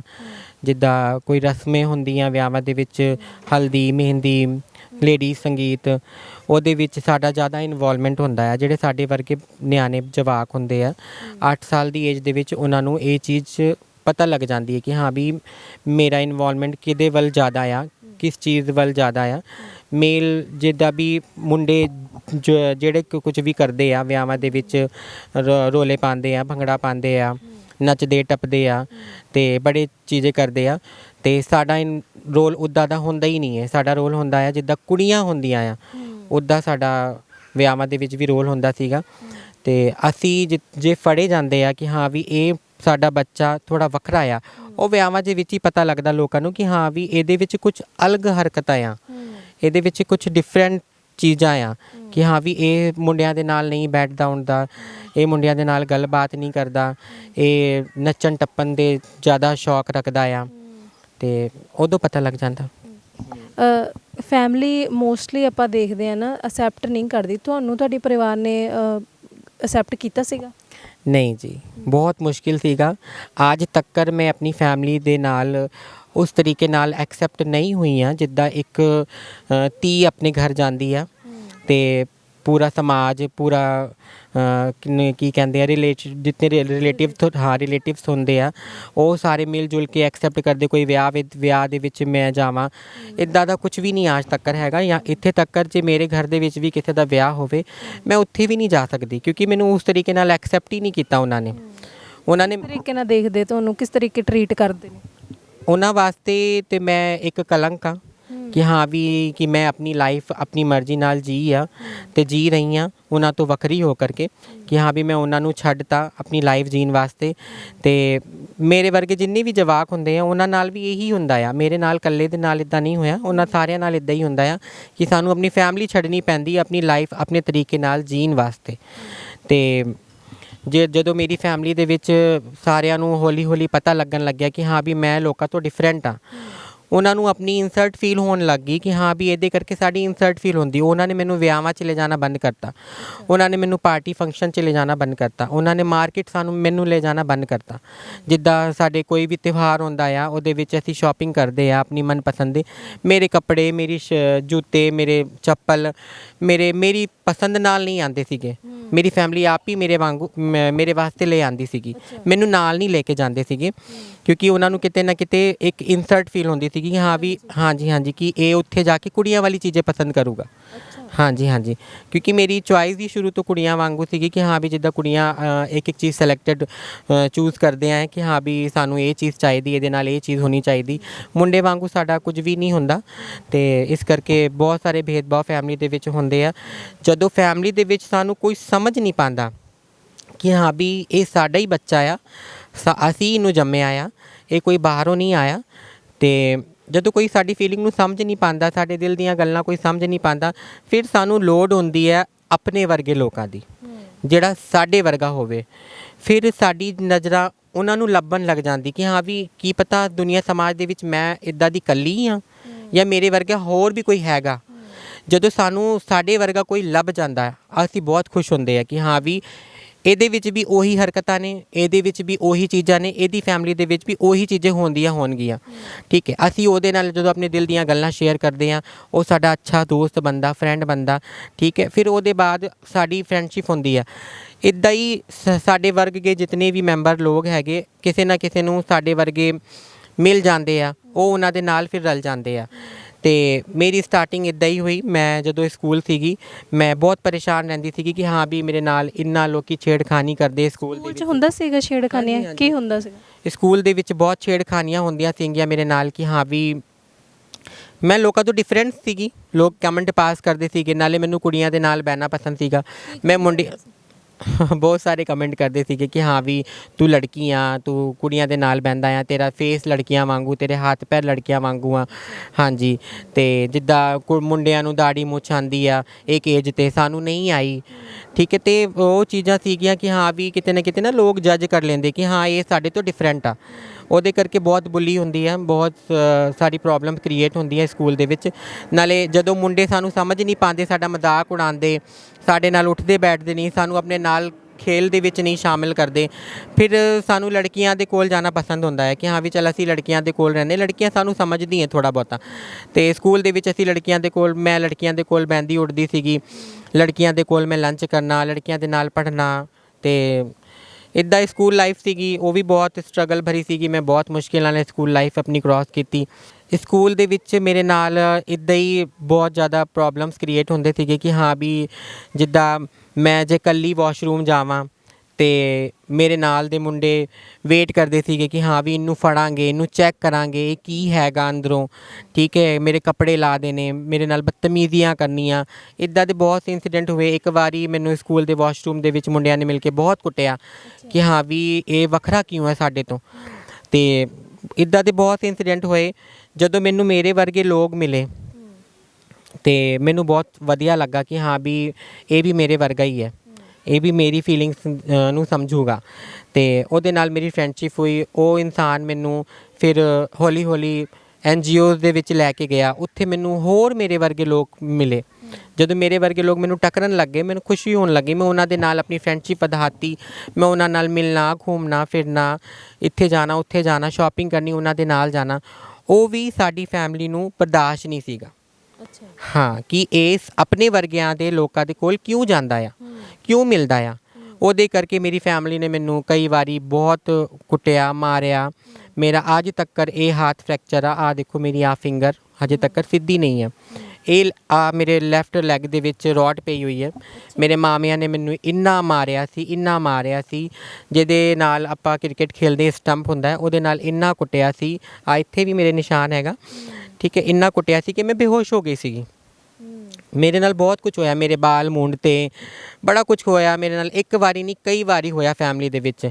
ਲੇਕਿਨ ਉਹ ਮੈਨੂੰ ਸਮਝ ਨਹੀਂ ਪਾਏ, ਨਾ ਤਾਂ ਉਹਨਾਂ ਨੇ ਮੇਰੀ ਫੀਲਿੰਗ ਨੂੰ ਸਮਝਿਆ। ਜਿਨ੍ਹਾਂ ਦੇ ਨਾਲ ਮੈਨੂੰ ਸਕੂਨ ਮਿਲਦਾ ਸੀ ਮਿਲ ਕੇ ਕਿ ਹਾਂ ਵੀ ਇਹ ਮੇਰੇ ਵਰਗੇ ਆ, ਉਹਨਾਂ ਨਾਲ ਵੀ ਮੈਨੂੰ ਨਹੀਂ ਰਹਿਣ ਦਿੰਦੇ ਸੀਗੇ। ਹਾਂਜੀ, ਕਿ ਉਹਨਾਂ ਨਾਲ ਵੀ ਨਹੀਂ ਰਹਿਣਾ ਤੂੰ। ਫਿਰ ਮੈਂ ਬਿਲਕੁਲ ਇਕੱਲੀ ਹੋ ਗਈ ਕਿ ਹਾਂ ਵੀ ਹੁਣ ਮੈਂ ਕੀ ਕਰਾਂ। ਇਹ ਵੀ ਮੈਨੂੰ ਨਹੀਂ ਸਮਝਦੇ। ਨਾਲੇ ਜਿਹੜੇ ਮੇਰੇ ਵਰਗ ਦੇ ਲੋਕ ਹੈਗੇ, ਉਹਨਾਂ ਨਾਲ ਮੈਂ ਮਿਲਦੀ ਜੁਲਦੀ ਹਾਂ, ਉਹਨਾਂ ਨਾਲ ਆਪਣੀ ਫਰੈਂਡਸ਼ਿਪ ਰੱਖਦੀ ਹਾਂ, ਅਤੇ ਉਹ ਵੀ ਮੇਰੀ ਫੈਮਿਲੀ ਨੂੰ ਬਰਦਾਸ਼ਤ ਨਹੀਂ ਹੈਗਾ। ਫਿਰ ਮੈਂ ਬਹੁਤ ਪਰੇਸ਼ਾਨ ਹੋ ਕੇ ਡਿਸੀਜ਼ਨ ਲਿੱਤਾ ਕਿ ਮੈਂ ਘਰ ਛੱਡ ਦਾਂਗੀ, ਮੈਂ ਭਾਗ ਜਾਵਾਂਗੀ। ਫਿਰ ਇੱਕ ਟਾਈਮ ਇੱਦਾਂ ਦਾ ਆਇਆ ਜਦੋਂ ਮੈਂ ਹਾਈ ਸਕੂਲ ਕ੍ਰੋਸ ਕੀਤਾ, ਆਪਣਾ ਪਾਸ ਕਰ ਲਿਆ। ਉਹਦੇ ਬਾਅਦ ਮੈਂ ਇੰਟਰ ਫਸਟ ਈਅਰ 'ਚ ਸੀਗੀ, ਮੈਂ ਘਰ ਛੱਡਤਾ, ਮੈਂ ਭਾਗ ਗਈ ਘਰੋਂ। ਭਾਗ ਗਈ, ਮੈਂ ਆਪਣੇ ਫਰੈਂਡ ਦੇ ਜੀਜੇ ਦੇ ਘਰ ਰਹੀ, ਉਹਨਾਂ ਨੇ ਮੈਨੂੰ ਰੱਖਿਆ। 2 ਮਹੀਨੇ ਮੈਂ ਉੱਥੇ ਰਹੀ। ਉਹਦੇ ਬਾਅਦ ਮੇਰੀ ਫੈਮਿਲੀ ਜਦ ਮੈਨੂੰ ਲੱਭਣ ਲੱਗ ਗਈ, ਬਹੁਤ ਜ਼ਿਆਦਾ ਪਰੇਸ਼ਾਨ ਹੋ ਗਏ, ਬਹੁਤ ਜ਼ਿਆਦਾ ਪ੍ਰੈਸ਼ਰ ਹੋ ਗਿਆ ਸਾਰਿਆਂ 'ਤੇ ਕਿ ਹਾਂ ਵੀ ਉਹ ਕਿੱਥੇ ਆ, ਉਹ ਕਿੱਥੇ ਆ। ਫਿਰ ਮੈਨੂੰ ਵਾਪਸ ਫਿਰ ਆਉਣਾ ਪਿਆ। ਫਿਰ ਮੈਂ ਆਪਣਾ 12ਵੀਂ ਕੰਪਲੀਟ ਕੀਤੀ ਘਰੇ ਰਹਿ ਕਰਕੇ। ਉਦੋਂ ਤੱਕ ਜਿਹੜੇ NGOs ਦੇ ਜ਼ਰੀਏ ਮੈਂ ਆਪਣੇ ਵਰਗਿਆਂ ਦੇ ਲੋਕਾਂ ਨੂੰ ਮਿਲੀ ਸੀ, ਉਹ ਡੇਰਿਆਂ ਦੇ ਵਿੱਚ ਆਉਣ ਜਾਣ ਲੱਗ ਗਏ ਸੀਗੇ, ਜਿਹੜੇ ਖੁਸਰਿਆਂ ਦੇ ਡੇਰੇ ਹੁੰਦੇ ਆ। ਦੇਖੋ ਜੀ, ਮੈਂ ਤੁਹਾਨੂੰ ਇਹ ਦੱਸ ਦੇਵਾਂ, ਅਸੀਂ ਨਾ ਹਮੇਸ਼ਾ ਪਿਆਰ ਲੱਭਦੇ ਆ ਕਿ ਹਾਂ ਵੀ ਸਾਨੂੰ ਕੋਈ ਸਮਝ ਲਵੇ ਕਿ ਅਸੀਂ ਕੀ ਚੀਜ਼ ਆ। ਲੋਕੀ ਸਾਨੂੰ ਬਹੁਤ ਗੰਦੀ ਨਿਗਾਹ ਨਾਲ ਵੇਖਦੀ ਆ, ਬਹੁਤ ਗਲਤ ਕਮੈਂਟ ਵੀ ਕਰਦੀ ਆ, ਪਰ ਅਸੀਂ ਕੁਛ ਨਹੀਂ ਗਲਤ ਕਰਦੇ ਆ, ਸਾਡੇ ਵਿੱਚ ਕੋਈ ਗਲਤ ਹਰਕਤਾਂ ਨਹੀਂ ਹੁੰਦੀਆਂ। ਅਸੀਂ ਬਸ ਪਿਆਰ ਲੱਭਦੇ ਆ ਕਿ ਸਾਨੂੰ ਸਮਝੋ। ਉਹ ਪਿਆਰ ਸਾਨੂੰ ਖੁਸਰਿਆਂ ਦੇ ਵਿੱਚ ਮਿਲਦਾ ਜਾ ਕੇ, ਕਿਉਂਕਿ ਉਹ ਇਸ ਲਾਈਫ ਤੋਂ ਗੁਜ਼ਰ ਚੁੱਕੇ ਹੁੰਦੇ ਆ। ਬਾਅਦ 'ਚ ਉਹ ਡੇਰਿਆਂ ਦੇ ਵਿੱਚ ਜਾ ਕੇ ਡੇਰੇ ਦੇ ਵਿੱਚ ਸ਼ਰਨ ਲੈਂਦੇ ਆ ਅਤੇ ਗੁਰੂਆਂ ਦੇ ਚੇਲੇ ਬਣਦੇ ਆ। ਇੱਦਾਂ ਮੇਰੇ ਸੰਗ ਸਾਥ ਦੇ ਕਈ ਫਰੈਂਡਸ ਉਹ ਡੇਰਿਆਂ ਦੇ ਵਿੱਚ ਜਾ ਚੁੱਕੇ ਸੀਗੇ, ਉਹ ਮਹਾਨਤਾ ਦੇ ਨਾਲ ਜੁੜ ਚੁੱਕੇ ਸੀਗੇ। ਫਿਰ ਮੈਨੂੰ ਵੀ ਉਹੀ ਸਹਾਰਾ ਦਿਖਿਆ। ਜਦੋਂ ਮੈਨੂੰ ਕਿਸੇ ਨੇ ਸਮਝਣਾ ਹੀ ਨਹੀਂ, ਮੈਨੂੰ ਵੀ ਉਹੀ ਆਪਸ਼ਨ ਮਿਲਿਆ ਕਿ ਹਾਂ ਵੀ ਮੈਂ ਵੀ ਉਹਨਾਂ ਦੇ ਨਾਲ ਲੱਗ ਜਾਂਦੀ ਹਾਂ, ਕਿਉਂਕਿ ਹੈਗੀ ਤਾਂ ਮੈਂ ਵੀ ਮਹਾਨਤੀ ਹਾਂ। ਠੀਕ ਹੈ, ਮੈਂ ਦੁਨੀਆ ਤੋਂ ਵੱਖਰੀ ਹਾਂ, ਮੈਂ ਥਰਡ ਜੈਂਡਰ ਹਾਂ, ਤਾਂ ਮੈਂ ਵੀ ਮਹਾਨਤਾ। ਮੈਂ ਵੀ ਡੇਰਿਆਂ ਦੇ ਵਿੱਚ ਫਿਰ ਸ਼ਾਮਿਲ ਹੋ ਗਈ। ਫਿਰ ਮੈਂ ਘਰ ਛੱਡਤਾ। ਫਿਰ ਮੈਂ ਡੇਰੇ ਦੇ ਵਿੱਚ ਰਹਿ ਕੇ ਆਪਣਾ BA ਕੰਪਲੀਟ ਕੀਤਾ। ਫੈਮਿਲੀ ਦੇ ਵਿੱਚ ਮੇਰਾ ਆਉਣਾ ਜਾਣਾ ਬਹੁਤ ਨਾ ਕੇ ਬਰਾਬਰ ਹੋ ਗਿਆ ਸੀ। ਹੌਲੀ ਹੌਲੀ ਜਦੋਂ ਫੈਮਿਲੀ ਨੂੰ ਪਤਾ ਲੱਗ ਗਿਆ ਕਿ ਹਾਂ ਵੀ ਇਹ ਸਾਡਾ ਬੱਚਾ ਮਹੰਤ ਹੈਗਾ, ਹੁਣ ਮਹਾਨਤਾ ਦੇ ਨਾਲ ਹੈਗਾ, ਨਾਲੇ ਮਹਾਨਤੀ ਹੈਗਾ, ਇਹਨੇ ਹੁਣ ਮਹੰਤ ਦਾ ਚੋਲਾ ਅਪਣਾ ਲਿਆ। ਫਿਰ ਉਹਨਾਂ ਨੇ ਆਪ ਹੀ ਮੈਨੂੰ ਹੌਲੀ ਹੌਲੀ ਬੁਲਾਉਣਾ ਛੱਡਤਾ, ਮਿਲਣਾ ਛੱਡਤਾ ਮੇਰੇ ਤੋਂ ਲੋਕੀ ਸ਼ਰਮਾਉਣ ਲੱਗ ਗਏ। ਜੇ ਮੈਂ ਮਿਲਣਾ ਕਦੀ ਕਦੀ ਹੁੰਦਾ ਹੀ ਆ, ਮੈਂ ਹੈਗੀ ਤਾਂ ਮੈਂ ਵੀ ਇੱਕ ਇਨਸਾਨ ਹੀ, ਮੈਨੂੰ ਵੀ ਆਪਣੀ ਮਾਂ ਦੀ ਯਾਦ ਆਉਂਦੀ, ਆਪਣੀ ਭੈਣ ਦੀ ਯਾਦ ਆਉਂਦੀ, ਆਪਣੇ ਭਰਾ ਦੀ ਯਾਦ ਆਉਂਦੀ ਕਿ ਮੈਂ ਆਪਣੀ ਫੈਮਿਲੀ ਨੂੰ ਮਿਲਾਂ। ਪਰ ਉਹ ਜਦੋਂ ਮੈਂ ਮਿਲਣਾ ਚਾਹੁੰਦੀ ਸੀ, ਉਹਨਾਂ ਨੂੰ ਸ਼ਰਮ ਆਉਂਦੀ ਸੀ ਮੇਰੇ ਤੋਂ ਮਿਲਣ ਨੂੰ। ਫਿਰ ਮੈਂ ਮਿਲਣਾ ਹੀ ਛੱਡਤਾ ਕਿ ਹਾਂ ਵੀ ਜਦੋਂ ਉਹਨਾਂ ਨੂੰ ਮੇਰੇ ਨਾਲ ਕੋਈ ਉੱਦਾਂ ਦੀ ਚਾਹ ਨਹੀਂ ਹੈਗੀ, ਫਿਰ ਮੈਂ ਮਿਲ ਕੇ ਕੀ ਕਰਨਾ। ਨਾਲੇ ਜਦੋਂ ਮੈਂ ਯਾਦ ਕਰਦੀ ਹਾਂ ਉਹਨਾਂ ਦੇ ਜ਼ੁਲਮ ਕੀਤੇ ਹੋਏ, ਕਿ ਉਹਨਾਂ ਨੇ ਮੇਰੇ ਤੋਂ ਕਿੰਨੇ ਜ਼ੁਲਮ ਕੀਤੇ, ਕਿ ਹਾਂ ਵੀ ਉਹਨਾਂ ਨੇ ਮੈਨੂੰ ਸਮਝਿਆ ਨਹੀਂ ਕਿ ਹਾਂ ਵੀ ਮੈਂ ਉਹਨਾਂ ਦੀ ਔਲਾਦ ਹਾਂ। ਉਹਨਾਂ ਨੇ ਬਸ ਜ਼ੁਲਮ ਕੀਤੇ ਕਿ ਇਹ ਸੁਧਰ ਜਾਵੇ, ਇਹ ਸੁਧਰ ਜਾਵੇ। ਇਹ ਕੋਈ ਬਿਮਾਰੀ ਥੋੜ੍ਹੀ ਜਿਹੜਾ ਮੈਂ ਸੁਧਰ ਜਾਵਾਂਗੀ, ਕਿ ਹਾਂ ਕੋਈ ਮੈਡੀਸਿਨ ਖਾ ਕੇ ਮੈਂ ਠੀਕ ਹੋ ਜਾਵਾਂਗੀ। ਜਦੋਂ ਮੇਰੀ ਅੰਤਰ ਆਤਮਾ ਹੀ ਫੀਮੇਲ ਹੈਗੀ ਆ, ਤਾਂ ਮੈਂ ਕਿੱਦਾਂ ਸੁਧਰ ਜਾਂਦੀ? ਇਹਦੇ ਵਿੱਚ ਮੇਰਾ ਕੀ ਕਸੂਰ ਸੀਗਾ? ਅੱਜ ਤੱਕ ਮੇਰੀ ਫੈਮਿਲੀ ਦੇ ਵਿੱਚ ਕਿਸੇ ਦਾ ਵਿਆਹ ਹੋਵੇ, ਇੱਥੇ ਤੱਕ ਕੋਈ ਮਰਗ ਹੋ ਜਾਵੇ, ਮੈਂ ਨਹੀਂ ਜਾ ਸਕਦੀ। ਇਸ ਕਰਕੇ ਨਹੀਂ ਜਾ ਸਕਦੀ ਕਿ ਉਹ ਮੇਰੇ ਕਰਕੇ ਸਾਰੇ ਸਮਾਜ ਦਾ, ਨਾਲੇ ਸਾਰੇ ਰਿਲੇਟਿਵਸ ਦਾ ਕਿਉਂ ਤਾਣਾ ਝੇਲਣ। ਮੈਂ ਆਪ ਨੂੰ ਇਹ ਚੀਜ਼ ਸਮਝਾ ਲਈ ਆ ਕਿ ਹਾਂ ਵੀ ਇੱਕ ਮੇਰੇ ਕਰਕੇ ਮੇਰੀ ਫੈਮਿਲੀ ਕਿਉਂ ਸਰਵਾਈਵ ਕਰੇ। ਉਹਦੇ ਨਾਲ ਵਧੀਆ ਹੈ ਜਦੋਂ ਮੈਂ ਉਹਨਾਂ ਦੇ ਨਾਲ ਜੀਣਾ ਨਹੀਂ, ਉਹਨਾਂ ਦੇ ਨਾਲ ਮਰਨਾ ਨਹੀਂ, ਉਹਨਾਂ ਨਾਲ ਮੈਂ ਰਹਿਣਾ ਨਹੀਂ, ਉਹਨਾਂ ਨਾਲ ਮੇਰਾ ਕੋਈ ਲੈਣਾ ਨਹੀਂ ਦੇਣਾ ਨਹੀਂ। ਫਿਰ ਮੈਂ ਚੰਦ ਪਲਾਂ ਦੀ ਖੁਸ਼ੀਆਂ ਵਾਸਤੇ ਉਹਨਾਂ ਦੀ ਲਾਈਫ ਨੂੰ ਡਿਸਟਰੋਏ ਕਿਉਂ ਕਰਾਂ? ਉਹਨਾਂ ਦੀ ਲਾਈਫ ਜਿੱਦਾਂ ਚੱਲ ਰਹੀ ਹੈ ਚੱਲਣ ਦਿਓ, ਉਹ ਰਾਜੀ ਰਹਿਣ। ਮੈਂ ਆਪਣੀ ਲਾਈਫ ਨੂੰ ਆਪ ਜੋ ਬਣ ਕੇ ਜੀਣਾ ਚਾਹੁੰਦੀ ਸੀ, ਮੈਂ ਉਹ ਬਣ ਕੇ ਜੀ ਰਹੀ ਹਾਂ। ਫਿਰ ਮੈਂ ਉਹਨਾਂ ਦੀ ਲਾਈਫ ਨੂੰ ਕਿਉਂ ਖਰਾਬ ਕਰਾਂ? ਇਸ ਕਰਕੇ ਮੈਂ ਕੋਈ ਇਨਵੋਲਵਮੈਂਟ ਨਹੀਂ ਰੱਖਦੀ ਹਾਂ। ਘਰ ਦੇ ਵਿੱਚ ਕੋਈ ਵਿਆਹ ਹੋਵੇ, ਕੋਈ ਫੰਕਸ਼ਨ ਹੋਵੇ, ਮੇਰਾ ਦਿਲ ਕਰਦਾ ਜਾਣ ਦਾ, ਪਰ ਮੈਨੂੰ ਪਤਾ ਜੇ ਮੈਂ ਜਾਵਾਂਗੀ ਉਹਨਾਂ ਨੇ ਮੈਨੂੰ ਮਨਾ ਨਹੀਂ ਕਰਨਾ। ਪਰ ਜਿਹੜਾ ਸਮਾਜ ਹੈਗਾ, ਜਿਹੜੇ ਰਿਸ਼ਤੇਦਾਰ ਹੈਗੇ, ਉਹਨਾਂ ਨੇ ਬਾਅਦ 'ਚ ਉਹਨਾਂ ਨੂੰ ਜੀਣ ਨਹੀਂ ਦੇਣਾ ਕਿ ਤੇਰਾ ਇੱਕ ਬੱਚਾ ਇੱਦਾਂ ਦਾ ਆ। ਲੋਕਾਂ ਨੂੰ ਇਹੀ ਪਤਾ ਇਹਨਾਂ ਦੇ ਇੱਕ ਬੱਚਾ ਘਰੋਂ ਭੱਜ ਗਿਆ, ਉਹੀ ਠੀਕ ਹੈ, ਉਹਨਾਂ ਨੂੰ ਉਹੀ ਪਤਾ ਰਹਿਣ ਦਿਓ। ਮੈਂ ਔਰ ਜਾਂਦੀ ਨਹੀਂ, ਮੈਂ ਇਨਵੋਲਵਮੈਂਟ ਨਹੀਂ ਰੱਖਦੀ, ਮੈਂ ਉਹਨਾਂ ਨੂੰ ਤੰਗ ਪਰੇਸ਼ਾਨ ਨਹੀਂ ਕਰਦੀ। ਉਹ ਪਿਆਰ ਕਰਦੇ, ਮੈਨੂੰ ਇੱਦਾਂ ਨਹੀਂ ਕਿ ਪਿਆਰ ਨਹੀਂ ਕਰਦੇ। ਮੈਂ ਉਹਨਾਂ ਦਾ ਬੱਚਾ ਆ। ਉਹਨਾਂ ਨੇ ਜੋ ਜ਼ੁਲਮ ਕੀਤੇ ਉਸ ਟਾਈਮ ਉਹਨਾਂ ਨੂੰ ਅਕਲ ਨਹੀਂ ਸੀਗੀ। ਹੌਲੀ ਹੌਲੀ ਜਦੋਂ ਮੈਂ ਆਪਣੇ ਆਪ ਨੂੰ ਚੇਂਜ ਕਰੇ ਲਿਆ ਪੂਰੀ ਤਰੀਕੇ ਨਾਲ, ਉਹਨਾਂ ਨੂੰ ਫਿਰ ਸਮਝ ਲੱਗ ਗਈ। ਨਾਲੇ ਅੱਜ ਦਾ ਜਿਹੜੀ ਜਨਰੇਸ਼ਨ ਹੈਗੀ, ਲੋਕਾਂ ਨੂੰ ਹੌਲੀ ਹੌਲੀ ਸਾਰਾ ਨੌਲੇਜ ਹੁੰਦਾ ਜਾ ਰਿਹਾ, ਲੋਕੀ ਪੜ੍ਹੇ ਲਿਖੇ ਆ। ਠੀਕ ਹੈ, ਹੁਣ ਲੋਕਾਂ ਨੂੰ ਨੌਲੇਜ ਹੋ ਗਈ, ਮੇਰੇ ਘਰਦਿਆਂ ਨੂੰ ਵੀ ਨੌਲੇਜ ਹੋ ਗਈ ਕਿ ਹਾਂ ਵੀ ਇਹਦੇ ਵਿੱਚ ਉਹਦਾ ਕੋਈ ਕਸੂਰ ਨਹੀਂ ਸੀਗਾ। ਉਹਦੀ ਅੰਤਰ-ਆਤਮਾ ਹੀ ਫੀਮੇਲ ਸੀਗੀ, ਨਾਲੇ ਉਹ ਸਾਡੇ ਤੋਂ ਵੱਖਰਾ ਸੀਗਾ। ਤਾਂ ਕਰਕੇ ਅੱਜ ਉਹ ਮੈਨੂੰ ਪਿਆਰ ਵੀ ਕਰਦੇ ਆ। ਪਰ ਹੁਣ ਮੈਂ ਸਮਝਦਾਰ ਹਾਂ, ਮੈਨੂੰ ਪਤਾ ਕਿ ਹਾਂ ਇੱਕ ਮੇਰੇ ਕਰਕੇ ਉਹਨਾਂ ਦੀ ਲਾਈਫ ਡਿਸਟਰੋਏ ਹੋ ਜਾਊਗੀ। ਸਮਾਜ ਦੇ ਵਿੱਚ ਉਹਨਾਂ ਨੇ ਜੀਣਾ ਆ ਜਿੱਦਾਂ ਇੱਕ ਮੇਲ ਫੀਮੇਲ ਜਿੰਦੇ ਆ। ਸਾਡਾ ਸਮਾਜ ਹੀ ਵੱਖਰਾ ਆ। ਠੀਕ ਹੈ ਨਾ। ਤਾਂ ਮੈਂ ਆਪਣੇ ਸਮਾਜ ਦੇ ਵਿੱਚ ਖੁਸ਼ ਹਾਂ। ਮੈਂ ਉਹਨਾਂ ਨੂੰ ਜੋ ਕੁਝ ਵੀ ਉਹਨਾਂ ਨੇ ਮੇਰੇ ਨਾਲ ਕੀਤੇ, ਜ਼ੁਲਮ ਕੀਤੇ, ਜੋ ਕੁਝ ਵੀ ਕੀਤਾ, ਮੈਂ ਉਹਨਾਂ ਦੇ ਸਾਥ ਸਭ ਕੁਝ ਮੈਂ ਮਾफ़ ਕਰ ਚੁੱਕੀ ਹਾਂ। ਬਸ ਹੁਣ ਮੈਂ ਆਪਣੀ ਜ਼ਿੰਦਗੀ ਦੇ ਵਿੱਚ ਸੰਘਰਸ਼ ਕਰ ਰਹੀ ਹਾਂ। ਇੰਨਾ ਜਾਣਦੀ ਹਾਂ ਕਿ ਸਾਡੇ ਵਰਗੇ ਜਿਹੜੇ ਜਵਾਕ ਹੁੰਦੇ ਉਹਨਾਂ ਦੀ ਲਾਈਫ ਸਿਰਫ ਸੰਘਰਸ਼ਾਂ ਨਾਲ ਭਰੀ ਹੁੰਦੀ ਹੈ, ਜਿਨ੍ਹਾਂ ਨੂੰ ਕਹਿੰਦੇ ਆਜ਼ਮਾਇਸ਼ਾਂ। ਆਜ਼ਮਾਇਸ਼ਾਂ ਸੇ ਹੀ ਸਾਡੀ ਲਾਈਫ ਸ਼ੁਰੂ ਹੁੰਦੀ ਹੈ ਅਤੇ ਆਜ਼ਮਾਇਸ਼ਾਂ 'ਤੇ ਹੀ ਖ਼ਤਮ ਹੋ ਜਾਂਦੀ ਹੈ। ਅੱਜ ਵੀ ਮੈਂ ਸੰਘਰਸ਼ ਹੀ ਕਰ ਰਹੀ ਹਾਂ ਲਾਈਫ ਦੇ ਵਿੱਚ, ਆਪਣੀ ਲਾਈਫ ਨੂੰ ਜੀਣ ਵਾਸਤੇ। ਸਮਾਜ 'ਚ ਕੁਝ ਲੋਕ ਇੱਦਾਂ ਦੇ ਹੁੰਦੇ ਜਿਨ੍ਹਾਂ ਦੀ ਸੋਚ ਦਾ ਦਾਇਰਾ ਛੋਟਾ ਹੁੰਦਾ ਹੈ ਨਾ, ਉਹਨਾਂ ਨੂੰ ਨਹੀਂ ਪਤਾ ਹੁੰਦਾ ਵੀ ਅਸੀਂ ਕੀ ਕਰ ਰਹੇ ਹਾਂ ਕੀ ਨਹੀਂ ਆ, ਹੈ ਨਾ, ਵੀ ਇਸ ਚੀਜ਼ ਦਾ ਨਹੀਂ, ਉਹਨਾਂ ਦੇ ਲਈ ਸਿਰਫ ਇੱਕ ਇੰਜੋਇਮੈਂਟ ਹੁੰਦੀ ਹੈ ਨਾ। ਤੁਹਾਨੂੰ ਕਦੀ ਸੈਕਸ਼ੂਅਲੀ ਹਰਾਸ ਕੀਤਾ ਕਦੀ ਕਿਸੇ ਨੇ? ਹਾਂਜੀ, ਬਹੁਤ ਵਾਰੀ ਕਮੈਂਟ ਪਾਸ ਹੁੰਦੇ, ਜਿੱਦਾਂ ਆਪਾਂ ISBT ਦੀ ਬੱਸ ਦੇ ਵਿੱਚ ਟਰੈਵਲ ਕੀਜੀਏ ਜਾਂ ਟ੍ਰੇਨ ਦੇ ਵਿੱਚ ਟਰੈਵਲ ਕਰਦੇ ਹਾਂ, ਠੀਕ ਹੈ, ਬੜੇ ਲੋਕੀ ਗੰਦੀ ਨਿਗਾਹ ਨਾਲ ਵੇਖਦੇ ਆ, ਕਿਉਂਕਿ ਅਸੀਂ ਹੈ ਤਾਂ ਕੁੜੀਆਂ ਵਾਂਗੂ ਹੀ, ਠੀਕ ਹੈ। ਅਸੀਂ ਕੋਈ ਮੁੰਡੇ ਵਾਂਗੂ ਤਾਂ ਰਹਿੰਦੇ ਨਹੀਂ, ਅਸੀਂ ਕੁੜੀਆਂ ਵਾਂਗੂ ਰਹਿੰਦੇ ਆ। ਨਾਲੇ ਪਰਮਾਤਮਾ ਨੇ ਸਾਨੂੰ ਰੰਗ ਰੂਪ ਵੀ ਕੁੜੀਆਂ ਵਾਂਗੂ ਹੀ ਦਿੱਤਾ ਆ। ਅਤੇ ਲੋਕੀ ਕਈ ਵਾਰੀ ਜੱਜ ਨਹੀਂ ਕਰ ਪਾਉਂਦੇ, ਤਾਂ ਕਰਕੇ ਬਦਤਮੀਜ਼ੀ ਹੁੰਦੀ। ਕਈ ਵਾਰੀ ਜੱਜ ਕਰਕੇ ਵੀ ਜ਼ਿਆਦਾ ਬਦਤਮੀਜ਼ੀ ਹੁੰਦੀ ਕਿ ਹਾਂ ਵੀ ਇਹ ਮਹੰਤ ਹੈਗੇ, ਇਹਨਾਂ ਨੂੰ ਕੁਝ ਵੀ ਕਹਿ ਦਿਓ, ਇਹਨਾਂ ਦੇ ਵੱਲੋਂ ਕਿੰਨੇ ਐਕਸ਼ਨ ਲੈਣਾ ਆ, ਠੀਕ ਹੈ। ਇੱਦਾਂ ਦੇ ਕਈ ਇੰਸੀਡੈਂਟ ਹੁੰਦੇ ਆ, ਸਾਡੇ ਨਾਲ ਹੁੰਦੇ ਰਹਿੰਦੇ ਆ। ਅਸੀਂ ਹੁਣ ਇੰਸੀਡੈਂਟ ਦੇ ਨਾਲ ਜੀਣਾ ਸਿੱਖ ਗਏ ਆ ਕਿ ਅਸੀਂ ਉਹਨੂੰ ਕਿੱਦਾਂ ਹੈਂਡਲ ਕਰਨਾ, ਕਿੱਥੇ ਜਵਾਬ ਦੇਣਾ, ਕਿੱਥੇ ਨਹੀਂ ਦੇਣਾ। ਜਿੱਥੇ ਸਾਨੂੰ ਲੱਗਦਾ ਹੈ ਕਿ ਹਾਂ ਜਵਾਬ ਦੇ ਕੇ ਸਾਨੂੰ ਉਹਦਾ ਕੁਝ ਬੈਨੀਫਿਟ ਮਿਲੂਗਾ, ਉੱਥੇ ਆਪਾਂ ਜਵਾਬ ਵੀ ਦੇ ਦਿੰਦੇ ਹਾਂ। ਜਿੱਥੇ ਸਾਨੂੰ ਲੱਗਦਾ ਕਿ ਹਾਂ ਵੀ ਜਵਾਬ ਦੇਣ ਦਾ ਕੋਈ ਫਾਇਦਾ ਨਹੀਂ, ਉੱਥੇ ਆਪਾਂ ਇਹੀ ਕਹਿੰਦੇ ਰਾਜੀ ਰਹੋ ਜੀ, ਮਾਲਕ ਤੁਹਾਨੂੰ ਵੀ ਤੰਦਰੁਸਤੀਆਂ ਦੇਵੇ। ਬਸ ਇੱਦਾਂ ਹੀ ਲਾਈਫ ਚੱਲ ਰਹੀ ਹੈ। ਨਾਲੇ ਲਾਈਫ ਸੰਘਰਸ਼ਾਂ ਨਾਲ ਸਾਡੀ ਭਰੀ ਹੋਈ ਆ। ਆਪਾਂ ਬਸ ਕਮਾਉਣਾ ਆ, ਖਾਣਾ ਆ ਅਤੇ ਆਪਣੀ ਲਾਈਫ ਨੂੰ ਜੀਣੀ ਆ। ਕਿਉਂਕਿ ਬਸ ਕਿਸੇ ਕੋਲੋਂ ਆਪਾਂ ਕੋਈ ਬਲੇਮ ਨਹੀਂ ਲਾ ਸਕਦੇ ਕਿ ਅੱਜ ਅਸੀਂ ਇੱਦਾਂ ਦੇ ਹਾਂ ਅਤੇ ਤੇਰੇ ਕਰਕੇ ਹਾਂ। ਨਹੀਂ, ਅਸੀਂ ਅੱਜ ਇੱਦਾਂ ਦੇ ਹਾਂ ਆਪਣੇ ਕਰਕੇ ਹਾਂ, ਕਿਉਂਕਿ ਅਸੀਂ ਸਮਾਜ ਤੋਂ ਇੱਕ ਮੇਲ ਫੀਮੇਲ ਤੋਂ ਵੱਖਰੇ ਸੀਗੇ, ਆਪਣੀ ਲਾਈਫ ਨੂੰ ਆਪਣੇ ਤਰੀਕੇ ਨਾਲ ਜੀਣਾ ਚਾਹੁੰਦੇ ਸੀਗੇ ਅਤੇ ਅੱਜ ਆਪਣੇ ਤਰੀਕੇ ਨਾਲ ਜੀ ਰਹੇ ਆ। ਅਸੀਂ ਕਿਸੇ ਨੂੰ ਬਲੇਮ ਨਹੀਂ ਕਰ ਸਕਦੇ ਕਿ ਆਪਣੇ ਘਰ ਵਾਲਿਆਂ ਨੂੰ, ਫੈਮਿਲੀ ਨੂੰ ਬਲੇਮ ਕਰੀਏ ਜਾਂ ਕਿਸੇ ਨੂੰ ਬਲੇਮ ਕਰੀਏ। ਅਸੀਂ ਕਿਸੇ ਨੂੰ ਬਲੇਮ ਨਹੀਂ ਕਰ ਸਕਦੇ। ਅਸੀਂ ਤੁਹਾਨੂੰ ਬਲੇਮ ਨਹੀਂ ਕਰ ਸਕਦੇ, ਸਮਾਜ ਨੂੰ ਬਲੇਮ ਨਹੀਂ ਕਰ ਸਕਦੇ। ਇਹ ਤਾਂ ਸਮਾਜ ਆ।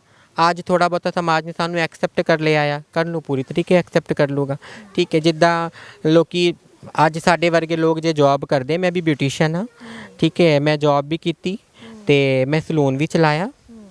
ਅਤੇ ਜਦੋਂ ਮੈਂ ਜੋਬ ਕੀਤੀ ਲੋਕਾਂ ਨੇ ਮੈਨੂੰ ਐਕਸੈਪਟ ਨਹੀਂ ਕੀਤਾ। ਕਈ ਕੁੜੀਆਂ ਹੁੰਦੀਆਂ ਸੀਗੀਆਂ ਜਿਹੜੀਆਂ ਮਨਾ ਕਰ ਦਿੰਦੀਆਂ ਸੀਗੀਆਂ ਕਿ ਹਾਂ ਵੀ ਮੈਂ ਇਹਨਾਂ ਦੇ ਕੋਲ ਮੇਕਅਪ ਨਹੀਂ ਕਰਾਉਣਾ।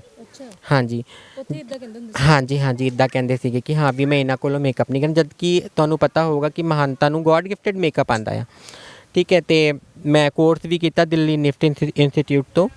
ਮੈਂ ਆਪਣਾ ਮੇਕਅਪ ਕੰਪਲੀਟ ਕੀਤਾ। ਮੈਂ ਬਾਅਦ 'ਚ ਸਲੂਨ ਵੀ ਖੋਲ੍ਹਿਆ। ਲੋਕਡਾਊਨ ਦੇ ਵਿੱਚ ਮੇਰਾ ਸਲੂਨ ਬੰਦ ਹੋ ਗਿਆ। ਜਲੰਧਰ ਦੇ ਵਿੱਚ ਮੇਰਾ ਸਲੂਨ ਸੀਗਾ, ਨਾਜ਼ ਯੂਨੀਸੈਕਸ ਸਲੂਨ।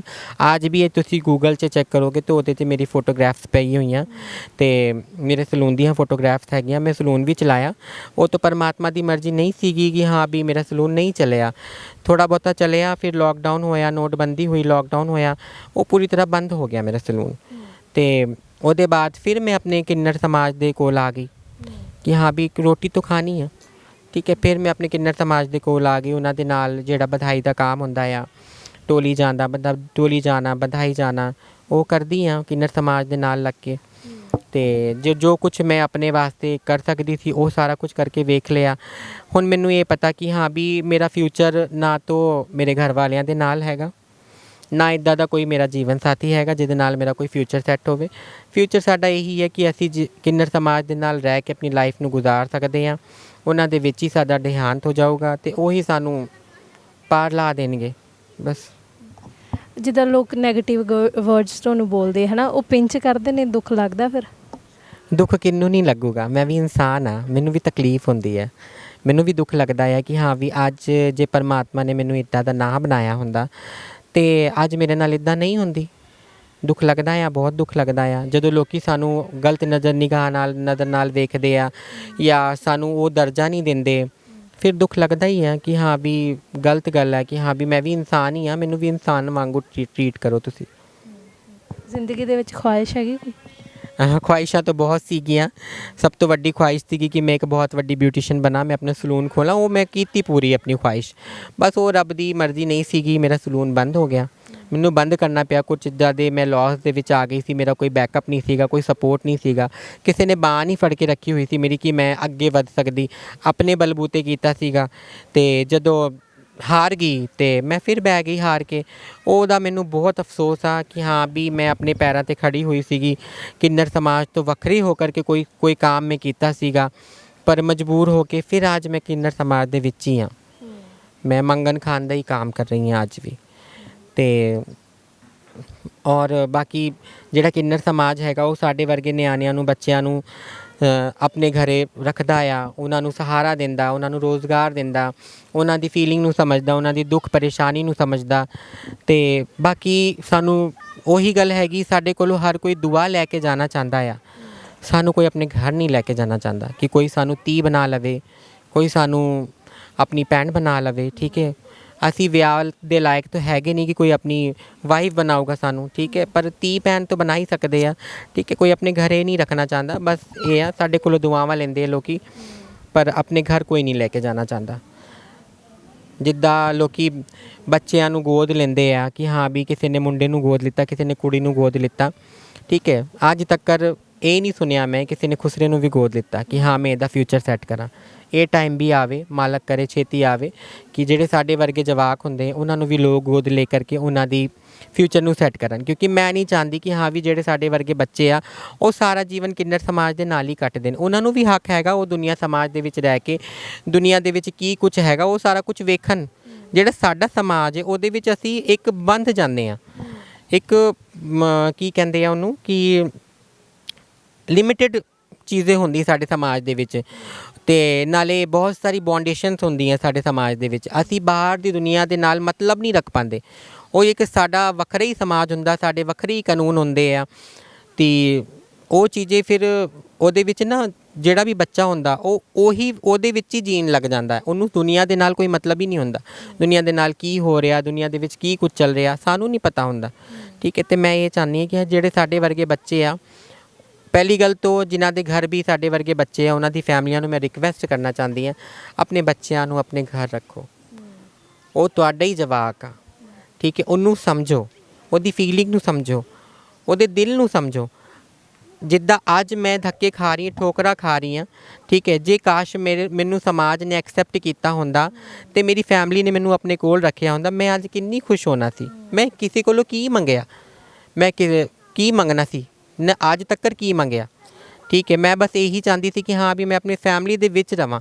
ਲੋਕਾਂ ਦੇ ਜਵਾਕ ਚੋਰ ਹੁੰਦੇ, ਡਾਕੂ ਹੁੰਦੇ, ਰੇਪ ਕਰਦੇ, ਅਸੀਂ ਤਾਂ ਇੱਦਾਂ ਦੇ ਨਹੀਂ ਹੈਗੇ ਨਾ। ਅਸੀਂ ਤਾਂ ਘਰ ਦੇ ਵਿੱਚ ਰਹਿ ਸਕਦੇ ਸੀਗੇ। ਜਿਹੜਾ ਰੇਪ ਕਰਦਾ ਉਹ ਵੀ ਘਰ ਦੇ ਵਿੱਚ ਰਹਿੰਦਾ, ਆਪਣੀ ਮਾਂ ਦੇ ਕੋਲ, ਆਪਣੀ ਜਨਾਨੀ ਦੇ ਕੋਲ। ਠੀਕ ਹੈ, ਜਿਹੜੇ ਚੋਰ ਡਾਕੂ ਹੁੰਦੇ ਉਹ ਵੀ ਆਪਣੀ ਮਾਂ ਦੇ ਕੋਲ, ਆਪਣੀ ਜਨਾਨੀ ਦੇ ਕੋਲ ਰਹਿੰਦੇ, ਆਪਣੇ ਬੱਚਿਆਂ ਦੇ ਕੋਲ ਰਹਿੰਦੇ। ਠੀਕ ਹੈ, ਅਸੀਂ ਤਾਂ ਕੁਝ ਵੀ ਨਹੀਂ ਇੱਦਾਂ ਦੇ ਹੈਗੇ। ਠੀਕ ਹੈ, ਅਸੀਂ ਕਿਉਂ ਨਹੀਂ ਰਹਿ ਸਕਦੇ।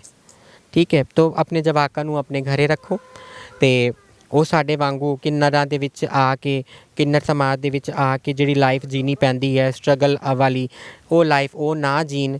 ਠੀਕ ਹੈ ਨਾ, ਬਹੁਤ ਸਟਰਗਲ ਹੈ ਸਾਡੀ ਲਾਈਫ ਦੇ ਵਿੱਚ। ਲੋਕਾਂ ਨੂੰ ਵੇਖ ਕੇ ਲੱਗਦਾ ਕਿ ਹਾਂ ਵੀ ਸਾਡੀ ਲਾਈਫ ਬਹੁਤ ਖੁਸ਼ਹਾਲ ਹੈ। ਨਹੀਂ ਜੀ, ਸਾਡੀ ਲਾਈਫ ਬਹੁਤ ਸੰਘਰਸ਼ ਭਰੀ ਹੈ, ਬਹੁਤ।